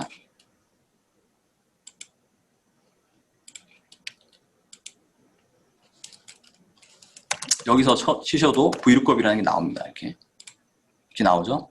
그 다음에 여기 설명들이 나와요. 자, 이게 뭐냐? VLOOKUP을 한 다음에 괄호 안에 뭘 찾아야 되는지, lookup value예요, value. 뭘 찾아야 되는지, 그 다음에 어떤 열에서 찾아와야 되는지, 이런 걸 갖다 인덱스를 지정을 해주고 가지고 오는 거예요. 제가 예를 들어서 보여드릴게요. VLOOKUP을 한 다음에 괄호를 하고요. lookup value 나오죠, 이렇게. 뭘 찾아야 돼요, 지금? 찾아야 되는 게 뭐예요, 여기서? 얘를 기준으로 찾아야 되는 거예요. 결국은 기준점은 항상 맨 앞에 들어와야 돼요. 얘를 기준으로 찾고 그 다음에 항상 넣고 난 다음에 쉼표를 넣어줘요. 그 다음에 테이블 어레이가 나와요. 테이블 어레이는 뭐냐면 테이블 위치예요, 위치. 어떤 테이블에서 가지고 올 거냐거든요. 자, 볼게요. 그럼 우리가 이걸 어디서 가져요? 로케이션 나와 있는 정보는 이거밖에 없죠, 지금. 여기밖에 없죠. 네. 그러면 이 테이블에서 가져와야 돼요. 이렇게 가져온다고 칩시다. 이걸 이렇게 저희가 블럭 지정을 하면 돼요, 이렇게. 이렇게 가지고 오면 돼요. 한 다음에, 그 다음에 뭘 넣어야 돼요? 항상 여기 다 이렇게 참조할 수 있게끔, 여러분이 찾아갈 수 있게끔 이렇게 말들이 나오거든요. 요거 따라가시면 돼요. 네. 그 다음 찾아와야 되는 게 뭐예요? 칼럼 인덱스 넘버예요. 그거는 이제 어떤 열에서 가져올 거냐라는 거거든요. 자, 다시 또 한번 쉼표 치고요. 네. 이제 인덱스 넘버 어디서 갖고 와요? 두 번째죠, 이게. 1, 2, 3, 4예요, 이거는. 그래서 이 맨 앞에가 1이고요. 이 두 번째가 2고, 요게 세 번째고, 요게 네 번째니까 4예요. 1, 2, 3, 4예요. 그래서 두 번째 열에서만 가지고 오면 되는 거예요. 두 번째 열에서 가지고 오고, 이 레인지 룩업은 느낌을 치니까 또 나왔죠. true냐, false냐. 보통은 0을 많이 칩니다. 왜냐면 0이라는 거는 approximate, 0이라는 거는 exact match예요. 그러니까 정확하게 그걸 맞는 걸 가져와야 돼요. 1을 쓰게 되면요, true라는 값을 주는 거거든요. 근데 true라는 값은 비슷하게 맞는 걸 가져오기 때문에 비슷하게 맞는 걸 가져오다 보면 약간 어떻게 보면 짬뽕이 될 수가 있어요. 정보들이 비슷한 것들이 많이 섞여 있는 경우는 그런 경우가 발생하거든요. 보통 1 쓰는 경우는 제가 거의 못 봤고요. 0만 써도 거의 99.99% 가능해요. 1을 쓰는 경우는 거의 못 봤어요. 아무튼 이렇게 제가 보여드릴게요. 그 다음 괄호를 닫아요. 그러면은 자동으로 이렇게 뭐 떴죠, 이렇게. 네. 그죠? 근데 자, 그 다음에 할 일은 제가 그럼 일일이 여기다가 함수를 쳐야 되냐, 또는 lookup 이렇게 함수를 쳐야 되냐, 그건 아니에요. 엑셀이라는 기능이 값복사 기능이 다 있어요. 네. 아까 보여드렸잖아요. 얘를 그냥 그대로 셀을 복사하면은 이 함수가 그대로 복사가 돼요. 밑에 와가지고 붙이면 돼요, 이렇게. 그죠? 또 밑에도 붙이면 돼요. 근데 이렇게 일일이 붙이는 것도 일이 많기 때문에, 자, 이걸 그대로 그냥 쭉 드래깅해서 긁어내리면요. 그러니까 마우스에서 왼쪽 버튼을 누르고 여기 끝에 여기 이렇게 그 십자가 표시가 나오잖아요. 그죠? 네. 십자가 표시가 나왔을 때 꾹 누르고 밑으로 쭉 내려주시면은 자동으로 채워져요, 이렇게. 그러면 상대 참조 기능인가요? 자, 보실게요. 제가 지금 요번에는 이게 굉장히 쉬웠던 게 뭐냐면, 다 지금 물고 들어왔잖아요. 네. 근데 이게 사실은 수식이 잘못됐음에도 불구하고 물고 들어온 거예요. 왜냐하면 이거의 포뮬러를 볼게요. 네. 이거의 포뮬러 아까 전에 제가 따라가는 거 보여드렸잖아요. 이 포뮬러 들어가가지고 이 추적을 하는 추적 기능을 쓰세요. 네. 추적을 하면은 여기서 가져왔네? 네. 근데 아까랑 다르게 지금은 추적 기능에서 보면 여기 옆에 뭐가 생겼죠, 이렇게. 네. 이거는 뭐냐면 다른 시트에서 가져왔다는 거예요. 그러니까 내가 에러가 생겼다는 걸 항상 추적할 수 있게끔 만들어준 게 지금 엑셀이거든요. 그럼 얘를 따라갈게요. 이 따라가려고 하면 이 점점점점점점 돼 있는 화살표에서 그냥 이 화살표를 더블 클릭하시면 따라갈 수 있어요. 따라가면 더블 클릭하면 이렇게 창이 뜨거든요. 네. 여기서 그 어떤 시트인지 이렇게 나와요. 이걸 누른 다음에 오케이 하면은 그 시트를 따라가요. 아, 여기서 가져왔구나 라고 하는 걸 보여주는 거거든요. 자, 그러면은 제가 그 다음 셀을 보여드릴게요. 세 번째 거 보여드릴게요. 쉽게. 세 번째 거 가면 또 똑같이 얘를 추적을 해봐요. 네. 추적을 했는데 얘를 더블 클릭하니까 얘가 나왔고요. 따라갔어요. 따라가니까 지금 어떻게 했어요? 약간 표가 바뀌었죠? 밑에. 이게 밑으로 내려왔잖아요. 네. 이게 사실은 좀 잘못된 거예요. 왜냐하면 내가 지금 참조를 계속 잘못하고 있는데도 불구하고 이게 자료가 떴다라는 얘기는 이 옆에 있는 이 인플로이 그 순서랑 여기가 지금 동일하기 때문에 그냥 그대로 따라오는 거예요. 제가 이거 한번 왜 그런지 보여드릴게요. 이거를 바꿔버릴게요, 아예. 자, 이거를 그냥 아예 해서 밑으로 붙이고요.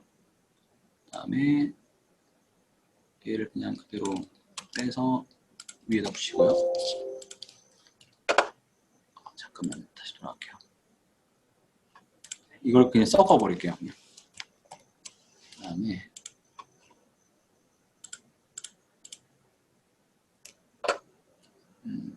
다 가서 이걸 이렇게 섞었어요. 그러니까 요 기능이 뭐냐면 요거 지금 정렬하는 거거든요. 네. 이렇게 요거 하시면은 그냥 순서대로 정렬해줘요. 앞에 글자 순서대로. 아무튼 간에 제가 마음대로 일단 정렬을 했어요. 근데 제가 똑같이 기능을 써볼게요. 자, 다 지우고 다시 보여드릴게요. 계속 반복하는 게 중요하니까. 는 9일 룩업에 괄호 열고 얘를 참조를 해요. 네. 참조한 다음에 그 다음에 쉼표하고 내가 원하는 자료 가서 찾아 들어가서 이렇게 드래깅 한 다음에 쉼표하고 몇 번째에서 가져와야 되죠? 두 번째죠? 두 번째. 두 번째에서 가져오고 그냥 0을 치시고 괄호를 닫으면 떴어요. 네. 자, 근데 이렇게 내려옵니다. 제가 긁어서 내려올게요. 다 복사했어요.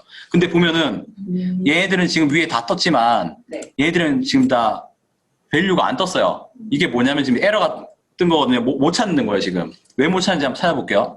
가볼게요.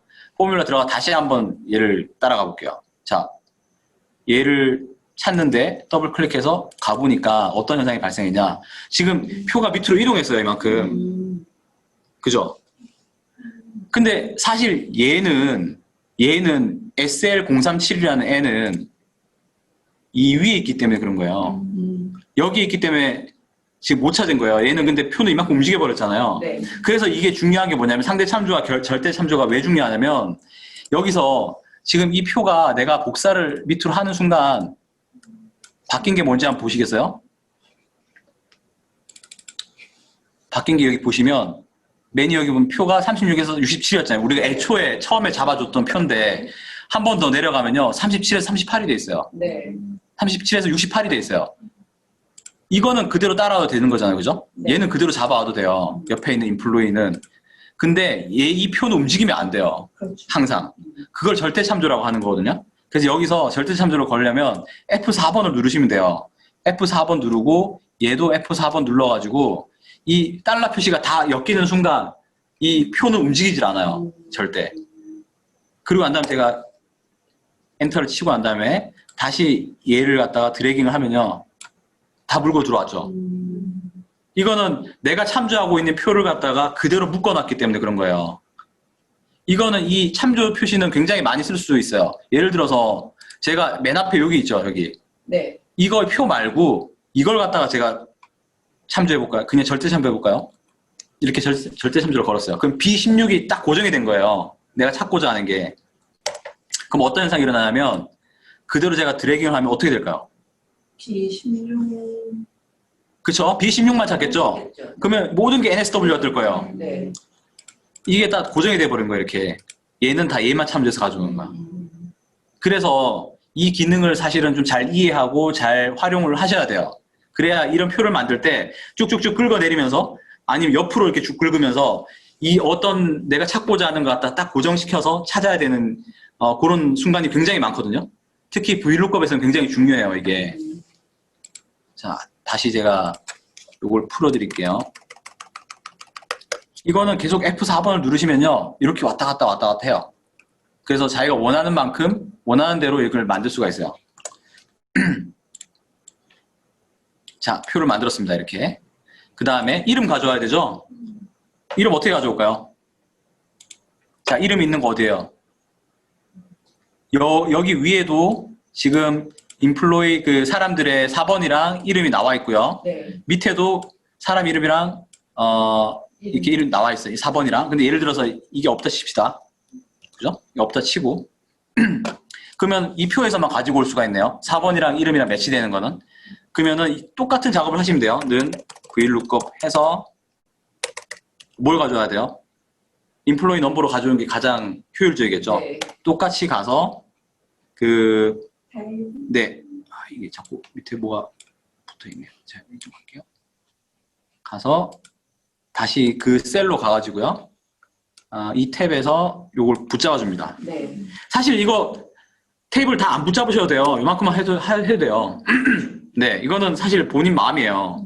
이렇게 한 다음에 제일 중요한 건 뭐예요? 테이블을 고정시켜야 돼요. 네. 얘는 움직이면 안 돼요. 그래서 다시 F4를 해서 전부 절대 참조로 만들어줘요. 그리고 난 다음에 몇 번째 컬럼을 가져와야 되죠? 두 번째. 네, 두 번째 걸 가져와야 됩니다. 그래서 두 번째 거 하시고 다시 제로하고 하면 이름을 가지고 와요. 그래서 이렇게 쉽게 저희가 표를 만들 수가 있어요. 복잡한 것들에서 저희가 단순화 시킬 수 있는 거죠. 이런 데이터를 갖다가 저희가 이제 모을 수 있는 거예요. 이렇게 주는 이렇게 흩어져 있는 자료들을 갖다가 VLOOKUP이라는 기능으로 저희가 이제 하나의 표를 만들 수가 있는 거예요. 이렇게. 근데 진짜 맛있어요. VLOOKUP은 거의 저희가 쓰는 실무 자료에서 한 30-40%는 VLOOKUP을 쓴다고 보시면 돼요. 많은 함수들 중에서. 사실 이거를 저희 인턴 친구들이 잘 몰라서 가끔씩 네. 얘기하는 게 일일이 일일이 다 쓰고 있더라고요. 다 입력시켜서 하루 종일 엑셀 자료만 입력시켰다는 얘기를 많이 하거든요. 근데 VLOOKUP을 몰라서 그렇죠. 이게 일일이 손으로 쓰시게 되면요. 당연히 에러도 많이 나고 눈으로 일일이 봐야 되니까. 그리고 추적도 안 돼요. 왜냐면 본인들이 이렇게 쓸 거 아니에요. 뭐 A, B, 뭐 어떤 사람 이름을 딱 썼는데 그리고 그 다음에 또 어떤 사람이고 또 어떤 사람이고 썼는데 이게 어디서 왔는지 추적이 안 되잖아요. 그냥 왜냐면 보시면 그냥 값이에요. 얘는. 수식이 아니라. 얘는 수식이니까 내가 스스로 검증도 되고 쉽게 일을 할 수 있는 거죠. 이렇게. 따라가서. 여기서 가져왔네? 그래 이상 없겠네. 엑셀을 믿어야겠죠. 당연히. 네. 엑셀 믿죠. 엑셀을 믿어야 돼요. 네.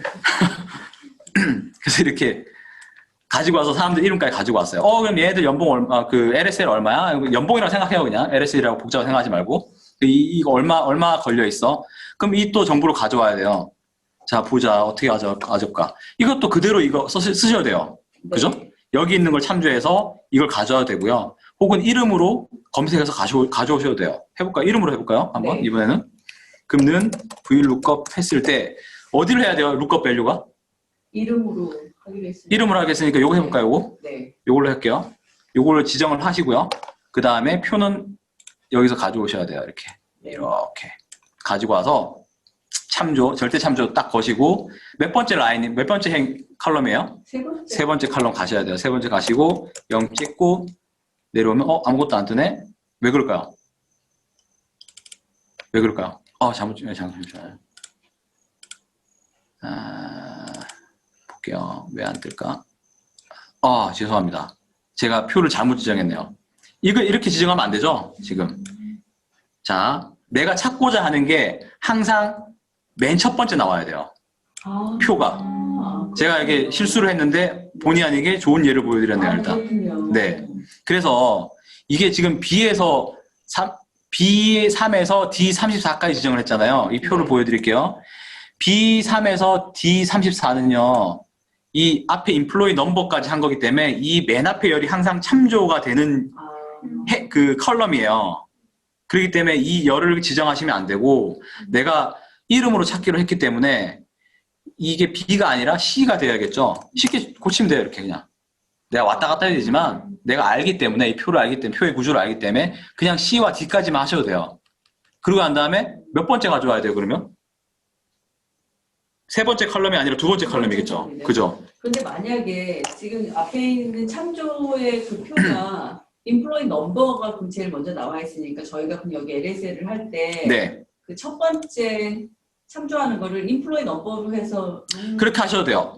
하는 게 차라리 뭐 나을 수도 있고, 그거는 데이터가 어떻게 주어지냐에 따라서 본인들이 알아서 분석하시면 돼요. 근데 이거는 제가 뭐 예를 들다 보니까 이렇게 했지만, 어떤 경우는 이렇게 있을 수도 있잖아요. 이게 안 주어졌을 수도 있잖아요, 이렇게. 네. 아예 이게 뭐 날라갔다, 없다. 이게 없고, 예를 들면 예를 들면 이렇게만 따로 주어지고요. 네. 얘가 없다 그러면은 또 다른 얘기가 되죠. 네. 이렇게 되면 또 다른 얘기가 되잖아요. 네. 이름부터. 네. 그러니까 이게 여러 가지 자료가 흩어져 있는 경우가 많기 때문에 얘를 하나의 어떤 그 기준을 가지고 다 같이 표에 모아야 되는 거예요. 이게 지금 그 과정을 보여드리는 거죠. 네.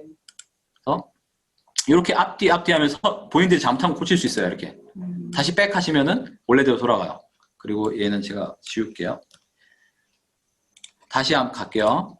그러면은 얘를 이름으로 검색을 해서 가지고 왔어요, 결국. 네.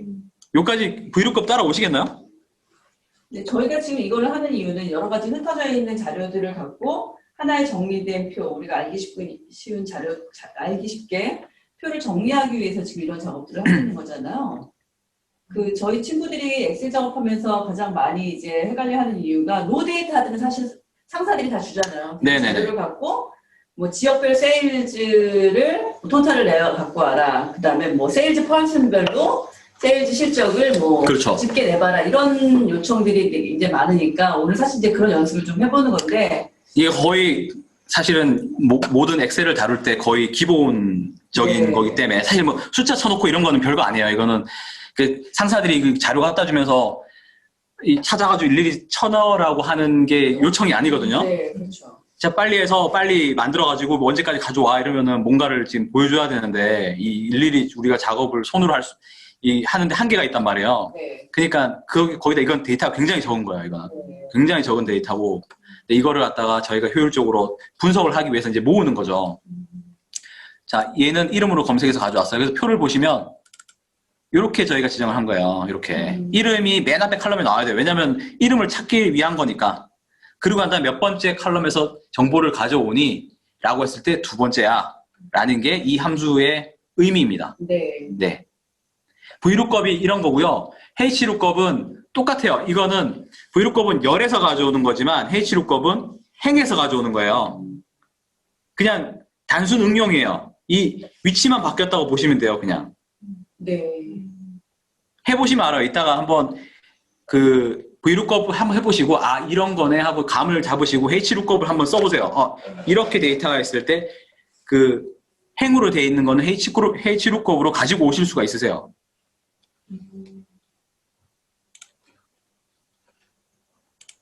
자, 그래서 얘를 제가 모으겠습니다. 이렇게 쭉 당기면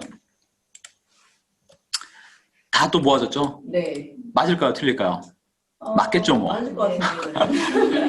맞겠죠, 뭐. 한번 그냥 검증 한번 해볼까요? 네. 자, 메이든이라는 친구가 16,614를 받는데요. 네. 자, 메이든 가볼게요. 메이든 어디 갔지? 여기 있네요. 네. 16674 가져왔잖아요. 믿어야 돼요. 그리고 이제 뭐 토탈도 한번 내보고 싶잖아요. 네. 여기 와가지고 그 합계 내는 게 있어요. 포뮬러에 가시면 네. 이렇게 오토썸 요거 누르면은 자동으로 뚝 자기가 지정해서 그냥 엔터만 누르면 합계가 나와요. 이렇게. 네. 혹은 또 그냥 이렇게도 돼요. 는 sum 합계는 sum이라는 펑션이거든요. 네. sum 한 다음에 그럼 어디까지 할래? 보면 여기 넘버 1, 2, 넘버 이렇게 나오잖아요. 네. 그러면은 이거를 저 의미는 이거 이렇게 해도 돼요. 근데 이거 하면 하루 종일 걸리니까 네. sum 한 다음에 괄호하고 얘를 전체를 지정을 하실 수도 있어요. 네. 그러고 한 다음에 괄호 닫으면 자동으로 합계가 나옵니다. 이렇게. 네. 합계는 뭐 항상 많이 쓰겠죠. 그죠? 네. 네. 이렇게 쓸 거예요. 재밌는 기능들이 많이 있어요. 일단. 자, 그러면 스타트 이어. 자, 왜냐면 LSL이라는 정보는요. 사람들이 뉴사우스 웨일즈, 여기 시드니가 있는 뉴사우스 웨일즈는 10년을 근무를 해야지 저 돈을 줍니다. 10년을 근무해야. 그리고 빅토리아주는요. 여러분들 뭐 들어본 멜번이라는 동네가 있는 빅토리아주는 7년을 근무하면은 저 돈을 주는 거예요. 각 주마다 법이 좀 달라요. 그러려면은 얘네들이 몇 년 근무했는지를 지금 확인을 하는 절차가 좀 필요해요.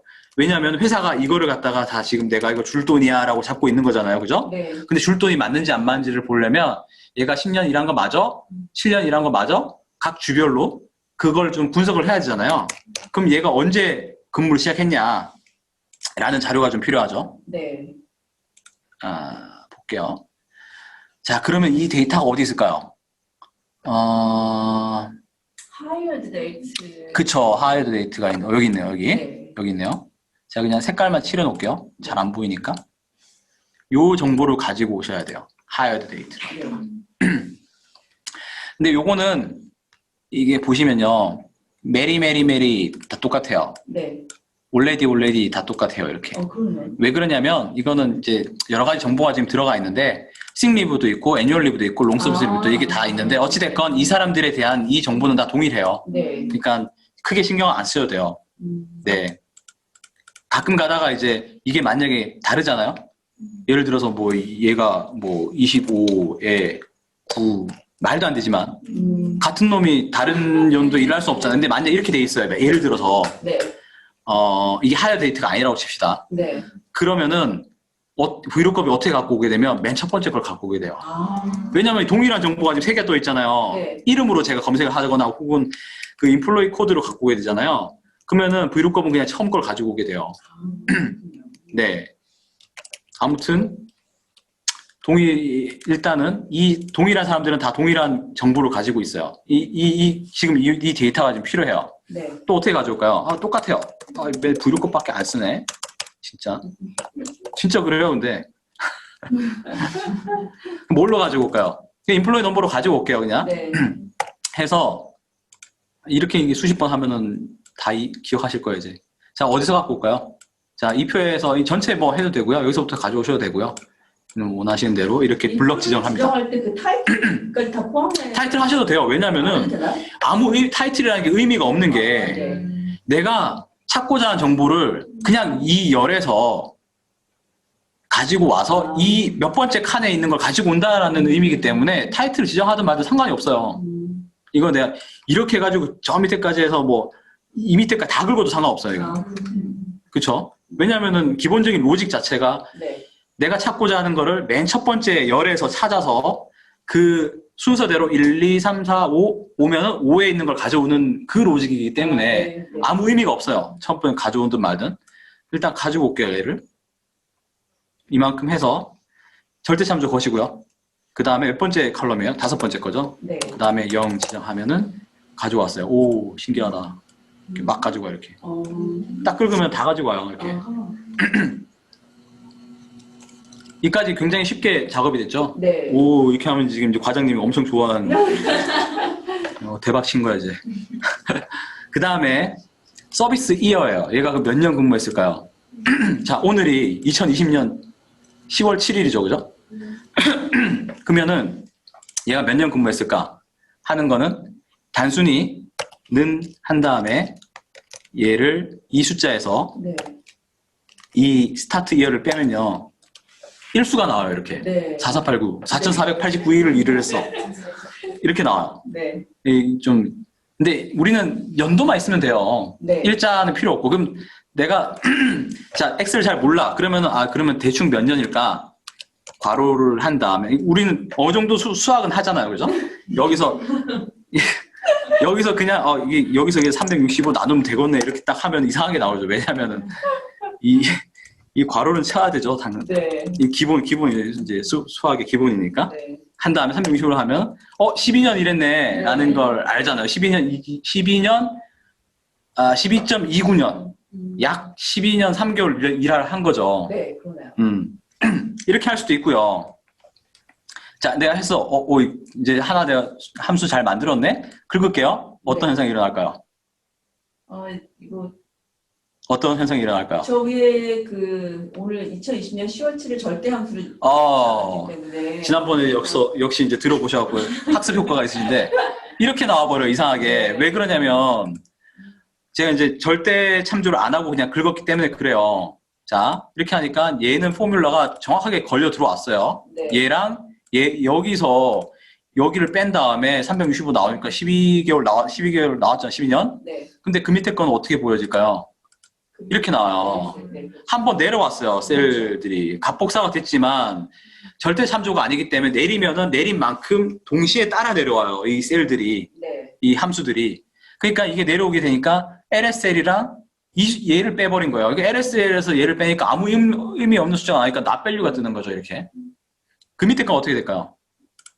자, 마이너스가 떴는데. 자, 이 LSL 11,000이라는 숫자에서 이 서비스 1을 빼니까 마이너스 84라는 게 나왔어요. 그러니까 이상한 숫자가 나온 거예요. 왜냐면 얘는 날짜고요. 얘는 숫자인데 지금 그렇게 나온 거죠. 그럼 얘를 수정하려면 어떻게 해야 돼요?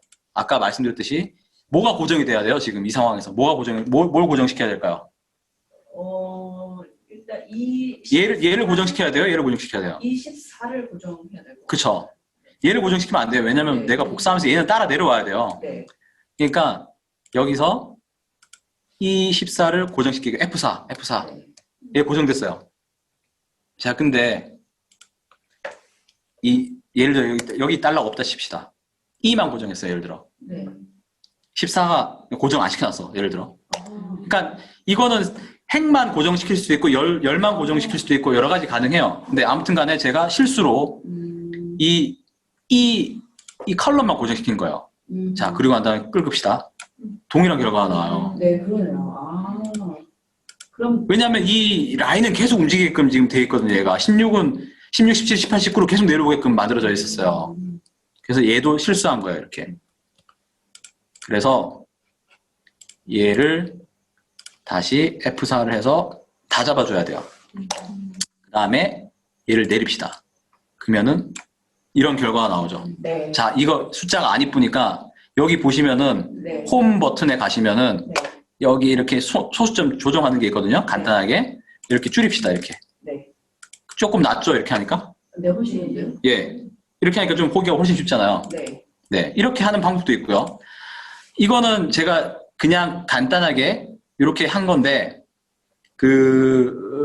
어떤 게 있을까요? 이어프렉이라는 함수도 있어요. 네. 이거는 그 연도를 보여주는 거거든요. 연도를 만들어 주는 거예요. 그냥 이 함수가 있어요. 이런 것도. 그 이어프렉이라는 함수를 써볼게요. 한 다음에 스타트 데이트 찍으라고 돼 있죠. 네. 얘 찍고 그다음 엔드 데이트 네. 얘 찍어요. 네. 당연히 엔드 데이트는 무조건 절대 참조. 전주. 얘는 변하면 안 되는 숫자니까. 네. 그리고 베이시스는 0, 1, 2, 3, 4가 이렇게 나와 있는데요. 이거는 사실 무시하셔도 돼요. 왜냐하면은 여러분들 나중에 그 뭐 금융공학을 한다든가 아니면 은행을 취직하신다든가 아니면 뭘 하시든 간에 날짜 계산법은 다 달라요. 왜냐하면 이자 계산하는 때 보면은 365일 베이시스를 쓰기도 하고 360일 베이시스 쓰기도 하고 그 뭐 채권 계산할 때 여러 가지 그 방식이 있어요. 그것 때문에 지금 이런 방식이 나오는 거거든요. 그러니까 그냥 액추얼이랑 액추얼은 실제 날수 대 날수를 따지는 거예요. 자, 그럼 가장 기본적인 액추얼로 갑시다. 다른 건 무시하시고요. 그 다음에 관로를 갖다가 닫으면은 이렇게 그냥 자동으로 보여주네? 내가 그럴 필요가 없잖아. 이렇게 되는 거예요. 그럼 액츄얼은 실제 캘린더에 뭐 22월 달에 29일입니다. 그렇죠. 어떤 해는 366일 베이스가 네. 될 수도 있고요. 네. 어떤 데는 365일이 될 수도 있잖아요. 액추얼 대 액추얼은 365일, 366일을 다 계산을 해주는 거고 날짜도 정확하게 계산하는 거예요. 근데 심플하게 하는 케이스는 365분에 그냥 할 수도 있는 거고요. 하루 차이 큰 거 아니니까. 네네네. 또 뭐 유러피언 기준은 360일 기준으로도 많이 가요. 그냥 그런 식으로도 가는데 요거는 사실 뭐 크게 중요한 건 아니니까. 우리 디렉터님께서는 그럼 네. 이어 프레를 쓰시나요? 아니면 365로 나누시나요? 그거는 케이스 바이 케이스예요. 왜냐면은 정확하게 이자 계산이 필요하다던가 네. 그런 경우는 정확하게 숫자를 넣으시고. 정확하게 계약서를 보고 거기에 나와 있는 대로 가야 돼요. 그래야 내가 정확한 숫자를 얻기 때문에 뭐 기본적으로는 액추얼 베이스로 가는 게 뭐 정확하다고 보시면 되죠. 네. 네. 그리고 여기다가 뒤에 보니까 숫자도 싫어. 그러면 여기 라운드도 걸 수, 함수에 함수를 걸 수도 있어요. 네. 자, 여기다 라운드를 걸면은 라운드 뭐냐면은 소수점 없애는 거거든요. 반올림 기능, 반내림 기능 뭐 이런 게 있어요. 라운드 업, 라운드 다운, 그냥 라운드도 있어요. 라운드는 반올림이에요, 반올림. 라운드 한 다음에 얘를 괄호를 넣어가지고 아예 이 함수를 안에 넣어버렸어요. 넘버를 넣으라고 돼 있죠. 네. 이 함수를 안에 넣어버렸어요. 이 함수가 주는 값이 있을 거잖아요. 네. 아까 12.29가 나왔잖아요. 네. 그러면 얘를 갖다가 몇 번째 자리에서 그 반올림을 할 거냐 이런 거거든요.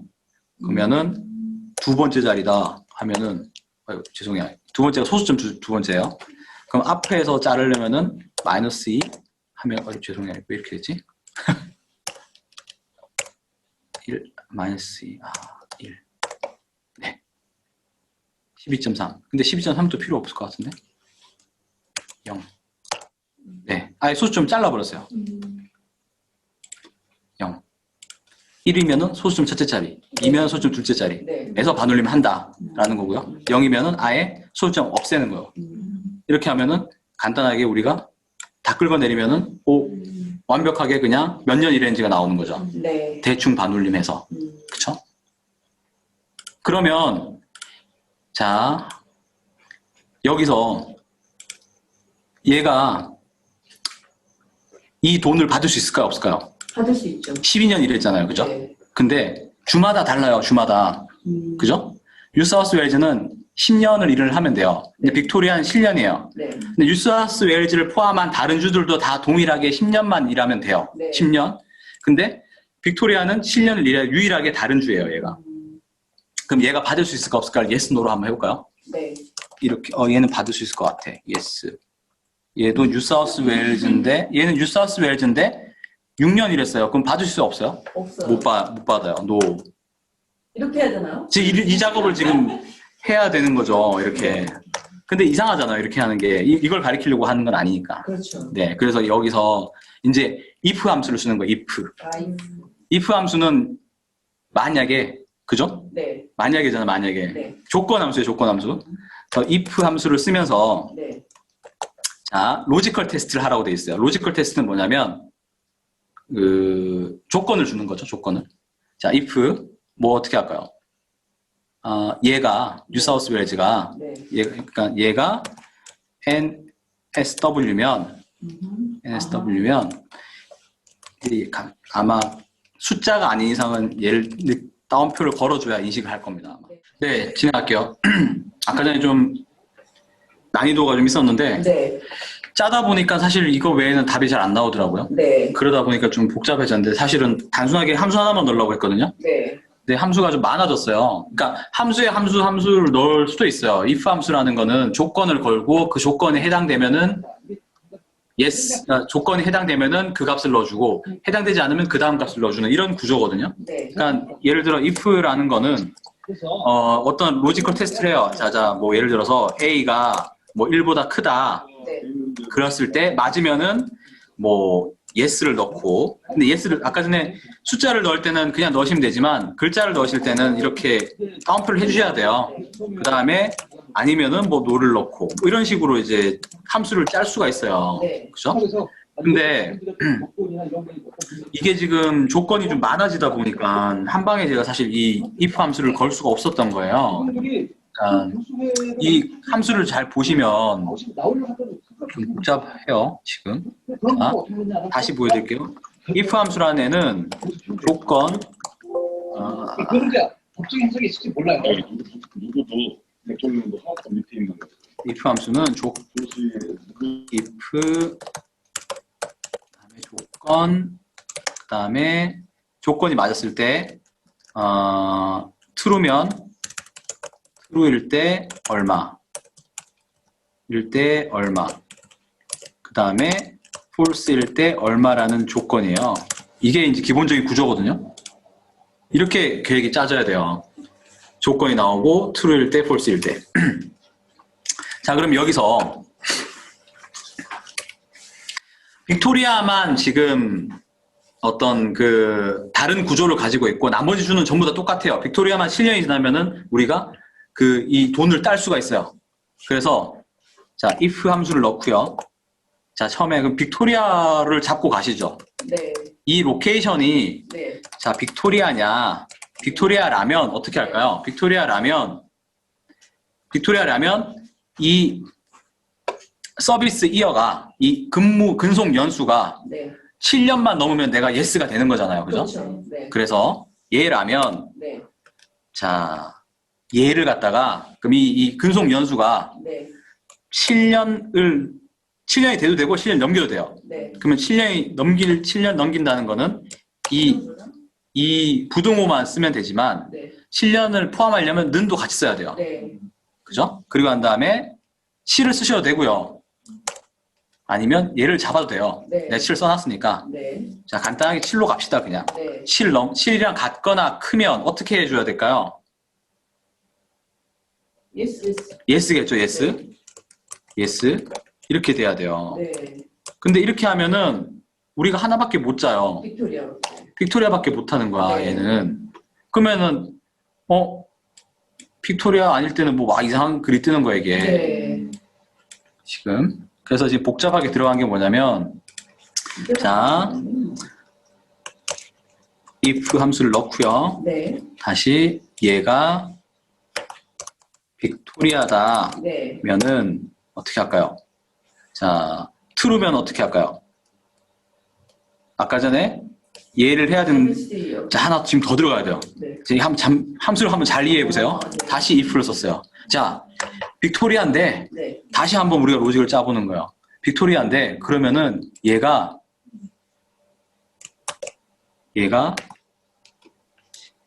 7보다 크다. 7보다 크면 그때 yes를 주는 거야. 네. 그런 다음에 7보다 작으면 no를 주는 거야. 그죠? 이렇게 들어갔어요. 네. 그러면 괄호를 닫아줘야 돼. 이건 하나의 속에 들어가 있는 하나의 함수예요. 네. 자, 빅토리아가 맞는데 그러면은 그랬을 때 이 숫자가 7보다 크면 yes고 아니면 no야. 그럼 빅토리아가 아니면 어떻게 해야 돼요? 아닌 거는 그 다음 번에 나와줘야 되는 거예요. 이거 위에 보시면 보이죠? 조건이 들어가고 true이면은 뭔 값을 주고 false면 뭔 값을 줘야 돼. 근데 조건 자체가 우리가 빅토리아가 아니라면이라는 게 나오는 건 이 뒷부분이에요. 그죠? 빅토리아가 맞으면 어떻게 줘야 되나 여기 들어가야 되고 아니면은 뭘 또 해줘야 되냐. 그죠? 이 false일 때는 다시 또 if가 들어가야 되는 거야. 자, if false면 뭐겠어요? 빅토리아 아닌 건 다른 주는 전부터 10년만 넘으면 돼요. 10년이 넘어야 되는 거야. 10년이 넘어야 되는 거야. 그래서 다시 if 함수를 주고요. 네. 얘가 그때는 10을 넘어야 돼. 10을 넘어야 되는 거예요. 그렇구나. 10을 넘었을 때 그때 yes를 줍시다. 네. 그죠? yes를 주시고요. 아니면은 그때 진짜 이제 no를 주는 거야. 진짜 아니면 다 no야. 네. 그러고 난 다음에 이제 괄호를 닫아요. 그런데 요 괄호까지는 네. 뒤에 있는 if의 맨 마지막에 있는 if의 괄호예요.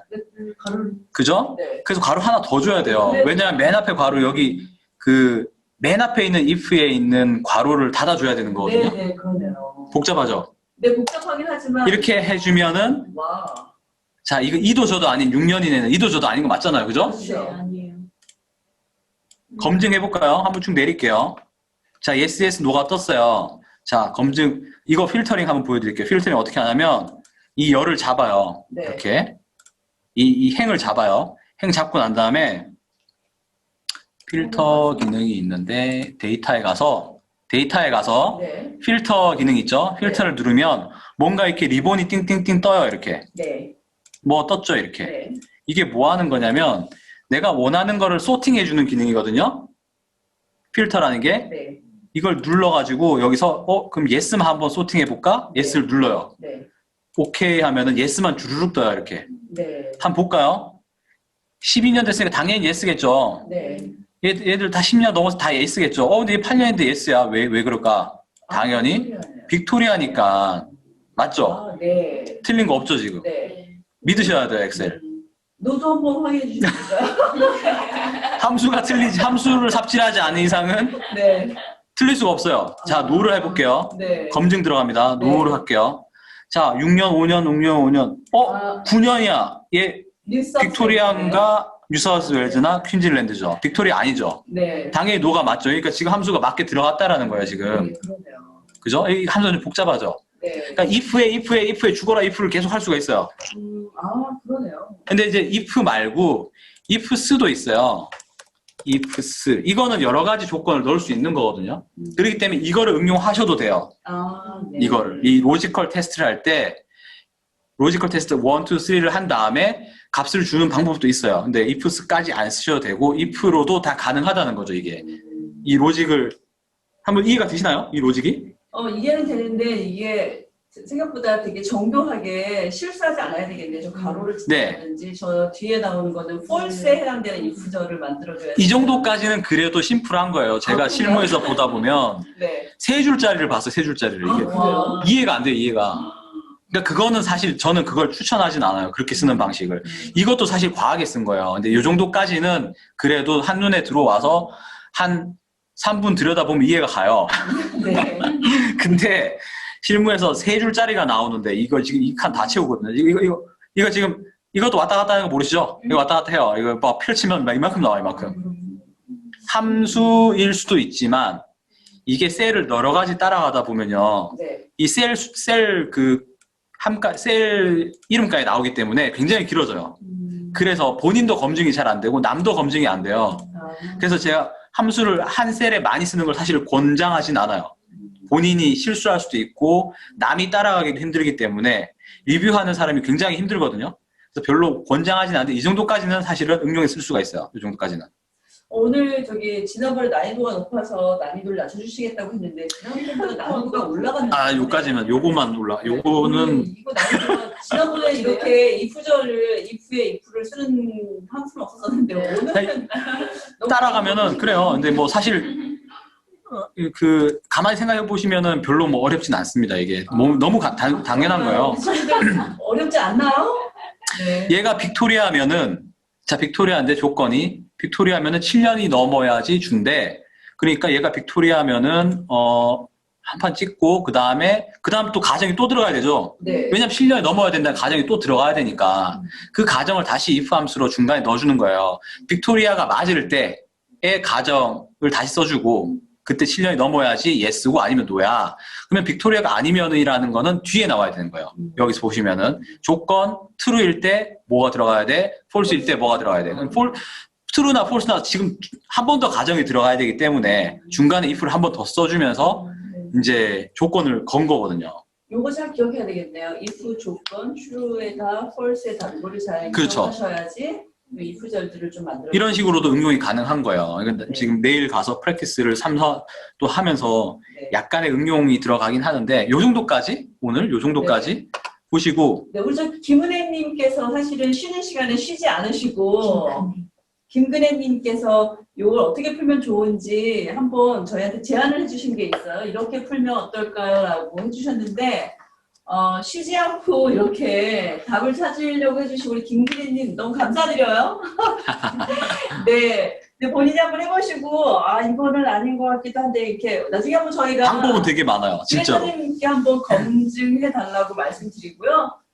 오늘 김근혜님의 그 함수가 적절한지 혹은 어디에 미스테이크 있는지 코멘트 달아드리도록 할게요. ifs를 이분이 이미 쓰셨네요. and 조건도 네. 쓰셨고. 그러니까 이게 지금 정확하게 제가 다 해서 지금 대충 봤을 때 상당히 따라간 것 같아요. 네. 네. 우리 또 엑셀의 고수가 또 인천대학교에 계셨군요. 우리 김근혜님. ifs를 이미 쓰셨기 때문에 이분은 네. 뭐 사실 상당한 고수라고 지금 그렇군요. 네, 알고 계시기 때문에. 네. 근데 이제 정말 단순한 함수로 풀어가자면 지금 저 정도가 제가 봤을 때 최선이에요. 아니면은 이거를 나눠야 돼요.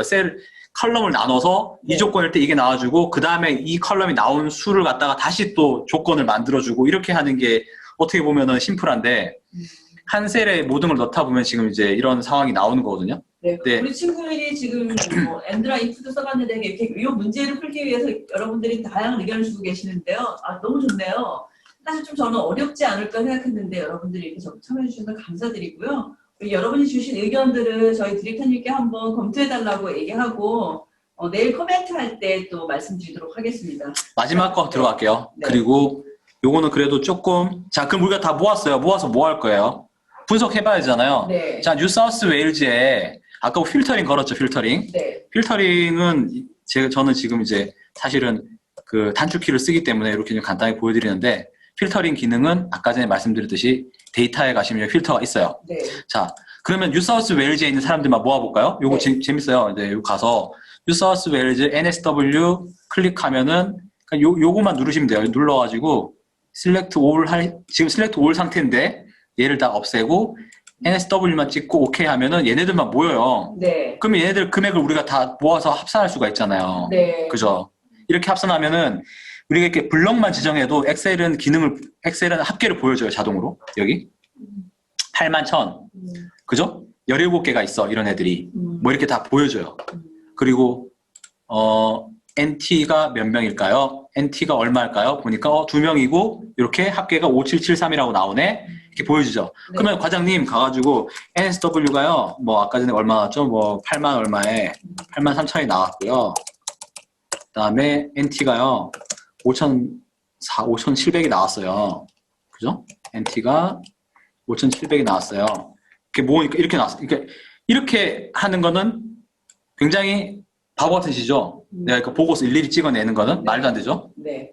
그러니까 이걸 하기 위해서 하는 게 아니라 그럼 저런 걸 갖다가 어떻게 간단하게 할 수 있느냐라는 걸 보여주고 싶은 거예요. 네. 자 여기 가서 자 뉴사우스 웨일즈의 전체 LSL을 한번 잡아볼게요.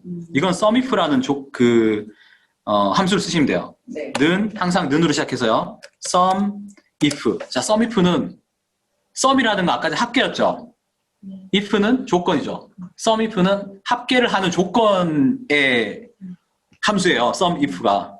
이렇게 쓰시면 돼요. sumif 쓰시고 괄호를 한 다음에 뭐가 나와요? 범위가 나오죠. 범위. range. 범위가 나오는데 범위를 어디로 잡을까요? 자, 범위는 뭐냐면 이 아까 VLOOKUP이랑 비슷해요. 내가 어떠한 조건을 어디서 잡아가지고 합계를 할까라는 거거든요. 단순하게 보여드리는 게 제일 빠를 것 같아요. 자, 범위를 어디로 잡을까? 뉴사우스 웨일즈니까 여기를 잡아요. 이렇게. 이 주가 있는 그 컬럼이 여기잖아요. 그죠? 네. 이걸 잡고 그 다음에 컴마를 하고 그 다음 뭐가 나와요? 크라이테리아죠. 조건이 뭐냐는 거예요. 조건은 뉴사우스 웨일즈예요. 그죠? 여기다가 그냥 NSW를 써도 되고요. 이렇게. 아니면 내가 이 로케이션이 있으니까 이 셀을 지정해도 돼요. 얘를 여기서 찾아서 오는 거예요. 그 다음에 sum range가 나와요. 그 다음 sum range. sum range는 어디냐? 어디서 합계를 가져올까요? 여기죠? 네. 여기서 가져오면 돼요. 이렇게 합계를 가져온 다음에 괄호를 덮고 치면 아까 81,000 나왔던 것 같은데? 네. 그죠? 그렇지 않았나요? 네. 맞습니다. 검증해볼까요? 뉴사우스 웨일즈 가서 네. 검증하니까 얘를 합계하면 81,106이 나왔죠. 동일하죠, 지금. 네. 그러면 오 됐다, 잘했어. 그 다음에 얘를 긁어내릴게요. 내리니까 뭐 딱 다 나왔어. 근데 사실은 요거 약간 실수한 건데, 왜냐면 이건 절대참조 안 걸어놨는데 우연히 잘 된 거예요. 네, 그럼 왜냐면 이렇게 내려오면서 얘 내려오면서 자동으로 이렇게 해보시면 알아요. 아, 이 우연히 맞아 떨어진 거구나 라는 거지. 사실은 표가 움직이면 안 돼요, 지금. 그죠? 그래서 이 표도 고정시키고 얘도 다 고정을 시켜줘야 돼요. 네. 움직이는 건 얘만 움직여줘야 돼요. 조건만. 그렇죠. 그쵸? 이렇게 한 다음에 얘를 내려줘야 돼요. 그 다음 긁어주면 이게 사실 맞다는 거예요. 네. 네. 그렇게 해서 자, 그럼 비율 구해볼까요? 네. 비율은 간단하죠. 이게 지금 제일 밑에 게 토탈이에요, 토탈. 비율 구하는 건 아시죠? 네. 는 얘 나누기 합계 하면 비율이 나와. 43%다. 쭉 땡겨. 드디어 이제 삽질을 했다, 이제. 네. 그죠? 왜? 절대 참조가 안 돼 있죠. 네. 맨 마지막 얘는 움직이면 안 돼요. 네. 그죠? 절대 참조 거시고 다시 내릴게요. 그러면 딱 나왔죠, 이렇게. 네. 그러면은 얘가 항상 움직이지 않는 수식이 되면서 비율도 구해주시고요. 이런 거를 이제 그래프로 그릴 수도 있는 거고. 이게 사실은 엑셀에서 대부분의 어떤 기능이라고 보시면 돼요. 우리가 실무에서 많이 쓰는. 물론 이거 외에도 이제 여러 가지 잡다한 기능이 조금 더 있긴 하지만 이 정도 선에서 상당한 부분을 커버할 수가 있으세요. 이거 조금만 응용만 하시면 대부분이. 네. 좀 처음 하시면 좀 어려우실 수도 있는데 저도 처음에는 이렇게 가가지고 이거 사실 수식 분석하다가 시간을 다 보냈거든요. 이게 대체 뭐지 이렇게 하다가 근데 익숙해지시면요 이걸 왜 배웠지? 라는 생각을 하시게 돼요. 이거 굳이 배워야 되는 건가? 그럼 우리 친구들하고 실습 한번 해봐야 되지 않을까요? 네. 지금 과제를 사실 제가 이렇게 만들어 놨는데요. 네. 조금 이게 요 앞에 거 배운 걸로 네. 상당히 대부분이 커버돼요. 네. 네. 아니, 거의 제가 실수하지 않았다면 95% 이상은 커버가 돼요. 네. 그래서 요 과제를 제가 좀 오늘 드릴 테니까 네. 내일 오셔가지고 한번 뭐 발표를 하는, 그러니까 누군가가 한번 얘기를 해보셔도 좋고요. 아니면 궁금한 점 있으시면은 한번 편안하게 말씀해 주셔도 좋은데, 과제는 뭐냐면요. 제가 이거는 그냥 임의로 만들어 봤어요. 그래서 그 각 직원의 월별 보너스를 계산하고, 이거 뒤에 건 지울게요. 그래프는 하지 마세요. 일단. 하실 수 있으면 하셔도 되고, 요까지는 제가 오늘 안 했으니까. 근데 그래프 그리는 건 간단해요. 여기 들어가서, 인서트. 요새는 지금 이렇게 차트를 다 이렇게, 추천하는 차트도 보여주더라고요. 엑셀이. 옛날에는 없었는데. 그래서 아무튼 간에. 중요한 거는 월별 보너스를 계산하는 게 중요한 거예요, 지금 현재. 그 다음 두 번째는 회사 상황이 어려워서 임금 및 성과 분석을 통해서 2명의 인원을 감축하고자 한대요. 어떤 직원을 할지 분석하세요. 요거는 약간 주관적인 의견이 좀 들어갈 수가 있어요. 어떤 성과 분석이라는 건 사실, 어떻게 보면은 쉽게 얘기해서 이 사람이 그 시간당 지금 여기 표가 뭐냐면 이 사람들 이름이 나오고 그 다음에 이 사람들 매출이에요. 4월 달에 월별 매출인데 근무 시간이에요. 근데 매출 대비 이 사람이 월급이 많다 그러면 비효율적인 사람이죠. 어떻게 보면. 그렇지 않나요? 돈을 많이 주고 성과가 낮은 사람은 쓸 필요가 없잖아요. 어떻게 보면 쉽게 얘기해서 그냥 상대적으로 매출 대비 월급이 많아. 보너스가 많아. 이런 사람들은 우리가 좀 쳐내야겠다라고 했을 때 그럼 어떤 직원이 그런 직원일까라는 걸 분석을 하는 거거든요. 그러니까 굉장히 단순한 산수만 쓰시면 돼요. 근데 문제는 자, 월별 보너스를 계산해야 되는데 주어진 조건이 뭐냐면 자, 이 사람들이 6개월 미만으로 근무를 했어요. 그러면 세일즈 타겟은 5만 불이에요. 5만. 네. 5만. 그 다음에 6개월에서 1년을 일을 했어요. 그럼 타겟은 9만을 줘요. 그러니까 조금 더 일을 한 사람한테 조금 더 우리가 타겟을 많이 주는 거죠. 1년 이상 일한 사람들한테는 12만을 주는 거예요. 이 사람들이 지금 그 달 동안 일으킨 매출이에요. 얘네들이. 에드리안, 윌리엄, 리즈, 뭐 어쩌고저쩌고 이런 애들이 다 매출을 일으킨 거고요. 자, 얘네들에 대한 밑에 보면 또 표가 있어요. 브이로그업 하라고 지금 다 드린 거예요. 네. 자, 아까 똑같죠? 네. 얘네들에 대한 직원 번호, 그 다음에 얘들이 언제 스타트 했느냐, 그 다음에 이 아울리 레이트는 뭐냐면 그 시간당 임금이에요. 그죠? 우리 시간당 급여. 그 다음에 여기는 이름하고 또 이 그 사람들의 사본을 매칭시켜 놨어요. 요건 다 Vlookup 이용해서 아까와 같은 표를 만들 수가 있어요. 만들고 난 다음에 이 사람들의 그 보너스를 분석하는 거죠. 자, 얘네들이 타겟이 5만이고 어떤 애는 9만이고 12만인데 그러면 보너스의 타겟은 보너스는 타겟을 초과한 금액의 3%를 준다는 거예요. 계산할 수 있겠죠? 네. 쉽게 얘기하면 얘는 지금 몇 년 일했는지 모르겠어요. 근데 예를 들어서 6개월에서 1년 일을 했어요. 그러면 타겟이 얼마예요? 9만인 거죠, 그죠? 네. 9만인데 그러면은 10만에서 9만을 빼니까 만이 나오네? 그럼 성과가 얼마? 만 곱하기 3%. 이게 성과급인 거예요. 네. 그죠? 그럼 이걸 내가 일일이 아까처럼 한 조금 약간 무식한 방법으로 몇 년이 됐을까? 해가지고 얘 뭐 5만 주고 뭐 4만 주고 이런 식으로 해도 되지만 이런 짓을 하지 말라고 제가 이제 한번 함수를 써보라는 거죠. 아까의 응용, 조금만 응용하시면 돼요. 아까 거에. 다 거기서 돌아갈 거예요, 아마. 대부분이. 그러면 성과 분석을 어떻게 하는 게 좋을까요? 자, 예를 들어, 세일즈가 얘는 10만이다. 근데 아까 전에 얘가 보너스 얼마 받았죠? 300? 300 받았어요. 네. 300. 아이고. 300 받았다. 그리고, 보자. 그쵸? 근데, 에이드리안이 어디 갔어요? 에이드리안이 4번 1111이죠? 네. 4번 1111이 지금 30불을 받아요. 시간당, 네. 그죠? 30불 받으니까 얘는 한 달에 150시간 일했어요. 그죠? 네. 150시간 일했는데 얘를 30 곱하면은 월급이 나오는 거죠. 그죠? 네. 그러면은 얘가 총 얼마 받아요? 보너스 플러스 월급이죠. 그죠? 4,800 받겠죠? 근데 얘가 세일즈가 10만을 일으켰어요. 네. 10만 일으켰는데 4,800을 받고 10만을 만든 거야. 네. 그러면 상대 분석을 할 때는 이 세일즈를 갖다가 이 월급으로 나누면요. 네. 1불 대비 얘는 20불짜리를 세일즈를 만드네? 라는 그런 의미가 되겠죠. 그죠? 얘가 1불 받을 때마다 20불씩 세일즈를 만들어내네라는 의미가 되는 거잖아요. 그죠? 네. 동일하게 우리가 한번 해보세요. 그거 갖다가. 그러면 얘가 낮은 놈일수록 성과가 안 좋은 놈이라고 보면 되잖아요. 네. 그죠? 내가 1불 주는데 어떤 놈은 세일즈를 100을 일으키고 어떤 놈은 1을 일으키면 못하는 밑에 애를 줄이 자르면 되는 거죠. 그죠? 그렇게 분석을 하라는 거예요. 네. 혹시 문제의 내용이 이해가 되나요? 합을 가르쳐 주신 거 아닌가요? 네. 뭐 각자의 다른 생각을 할 수가 있기 때문에 네. 사실은 그 임금 및 성과 분석을 통해서 2명을 직원 대상으로 할 때 저 기준으로 가지고 가시면 아마 서로 다른 생각 안 하시고 하실 수 있을 것 같아요. 네. 지금 아마 어느 정도 감이 오셨을 거예요. 아, 이거 아까 전에 배운 거에서 적당히 그냥 이거 Vlookup 몇 번 걸면 끝나겠네.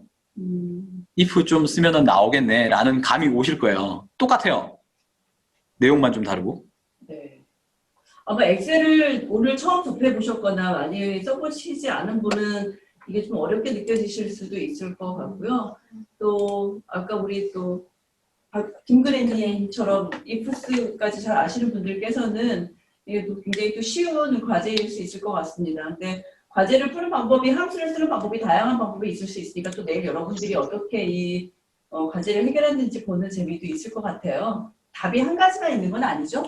답이 한 가지만 있는 건 아니에요. 네. 함수가 진짜 굉장히 많이 있고요. 네. 복잡하게 돌아가는 방법도 있고 단순하게 돌아가는 방법도 있고 한 셀에 모든 걸 써가지고 하는 방법도 있고 그냥 쪼개서 매 셀을 쪼개가지고 내가 요만큼 조건 걸고 그 다음 요 조건에서 이게 나왔을 때 뭘 걸고 쪼개서 하는 방법도 있고요.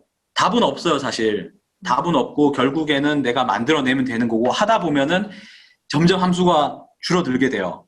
함수를 이해하면 할수록 조합하는 능력도 계속 늘어나게 되고 머릿속으로 그냥 구조를 짜서 그냥 쓰게 돼요, 이게. 네. 처음에 이거 함수 이해하는 게 힘들거든요. 근데 사실 우리 배운 거 몇 개 없어요. 생각해보시면. Vlookup 배웠고요. 그 다음에 if-el은 안 했어요. 사실 뭐 크게 중요한 건 아니니까. 이거 나중에 제가 내일 나오면 알려드릴게요. 오늘 배운 거 사실 Vlookup이랑 SUMIF랑 if밖에 없어요. 네. 그 다음 필터링 하는 거 잠깐 배웠고요. 네. 이 정도만 사실 굉장히 자유롭게 쓰셔도 그 웬만한 데이터는 정리하는데 되게 편하실 거예요. 진짜로. 이거 이상 넘어가는 것 많지가 않아요. 이 이상의 어떤 그걸 그쵸? 네. 그리고 사실 또 우리 디렉터님께서는 특히 이렇게 엑셀 업무를 자주 쓰시는 회계 감사 분야에서 일하고 계시기 때문에 이런 표를 만드는 게 아닐까라고 생각하시는 분들이 있을 것 같아요. 근데 사실 여기 근무하시는 글로리아 수님께서도 이 엑셀표 자주 사용하시죠? 네. 네. 또 저도 사실은 뭐 예전에 직장에 있을 때는 광고 마케팅 쪽에서 일을 했었었는데 그때도 저도 사실 이 엑셀을 좀 썼었는데 그때 이걸 잘 몰라서 데이터를 다 일일이 입력하는 그런 무식한 방법으로 일을 했던 적이 갑자기 기억이 나네요. 그래서 아마 여러분들 지금 전공이 뭐 나는 이런 거 쓰는 전공 아니라서라고 생각하시는 분들도 있을 텐데 아마 신입사원이나 신입 인턴으로 어딘가에 입사하시면 대부분 다들 이제 로 데이터를 갖고 뭔가 그 부서에서 필요한 자료들을 만들고 분석하는 업무들을 일부 하시게 될 거예요. 그러면은 지금 배우시는 이 엑셀의 기능들이 아마 여러분들을 더 빛나게 해드릴 수 있는 기능들이니까 전공이나 내가 어떤 일을 나는 엑셀과 관련 없는 일을 할 거야 라는 그런 생각을 하시지 마시고 오늘 이 시간에 이 2번 이어지는 강의 시간에 이 엑셀 정도 마스터해 놓으시면 아마 한달 실무가 쉬워지실 수 있을 것 같습니다. 지금은 거의 제가 봤을 때는 엑셀은 웬만한 회사 뭐 숫자를 좀 기본적으로 많이 쓰는 회사 아니면 꼭 회사의 성격의 문제는 아니에요. 여러분이 그 재무팀에서 일을 할 수도 있고 회사에서 어떤 펑션에서 일을 하게 되느냐에 따라서 네. 그 사용 빈도는 달라지는데 네. 이거는 어떻게 보면 굉장히 좀 보면은 이제 베이직이라고 보면 될 것 같아요. 기본적인 어떤 실무 스킬인 거고요. 네. 어떻게 보면 엑셀을 쓰시기 싫으시면 변호사를 하시면 됩니다. 제가 제 아는 변호사들 많이 있거든요.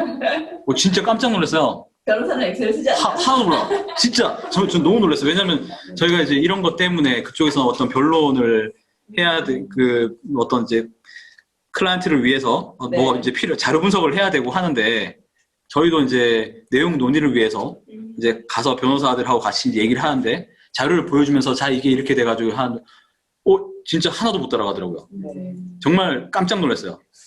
그러니까 쓰시기 싫으시면 지금 뭐 해야 되죠? 변호사 하시면 됩니다. 그래서 변호사를 하면 또 와이팅 잘해서 네. 아무튼 오늘 여러분에게 꼭 필요한 기능들이라는 점을 조금 다시 한번 생각하시고 주어진 과제를 좀 성실하게 풀어주시면 좋을 것 같아요. 지금 여러분에게 남은 시간이 저희가 약속했던 시간이 다 됐어요. 딱 그래서 됐어요. 과제를 여러분에게 진짜 과제도 남겨드리고 내일 여러분 오늘 하고 내일 시간에 제 생각에는 한 30분 정도 작업하면 될 것 같은데 그죠? 네, 한 30분도 사실 안 뭐 걸릴 만한 작업량이죠. 30분 정도 소요를 하시면 네, 충분히 충분히 하실 수 있으실 것 같아요. 오늘 여러분 네. 오늘과 내일 사이에 한 30분 정도 투자하셔서 오늘 과제 잘 풀어주시고요. 내일 저희 첫 시간은 여러분이 내신 과제를 한번 다시 검토해보고 여러분 설명드리면서 또 피드백도 받아보는 시간으로 시작하도록 하겠습니다. 네. 과제를 제출하실 곳은 여러분들이 저희 그 인포 메일 잘 아실 거예요. info@imgn.com 여러분 채팅방에 저희가 저희 이메일 주소 다시 한번 알려드릴게요. info@imgn.com으로 여러분 과제 제출해 주시면 내일 과제 제출해 주신 분들의 자료를 갖고 설명도 듣고 또 디렉터님 피드백을 들으면서 내일 강의를 시작하도록 하겠습니다. 오늘 여러분 어려운 시간이었었는데요. 열심히 참여해 주셔서 감사하고 저희는 내일 시간에 또 다시 만나 뵙도록 하겠습니다. 좋은 시간 보내시기 바랍니다. 좋은 오후 저녁 되시기 바랍니다. 감사합니다. 내일 뵐게요. 감사합니다. 고맙습니다. 네, 감사합니다. 네.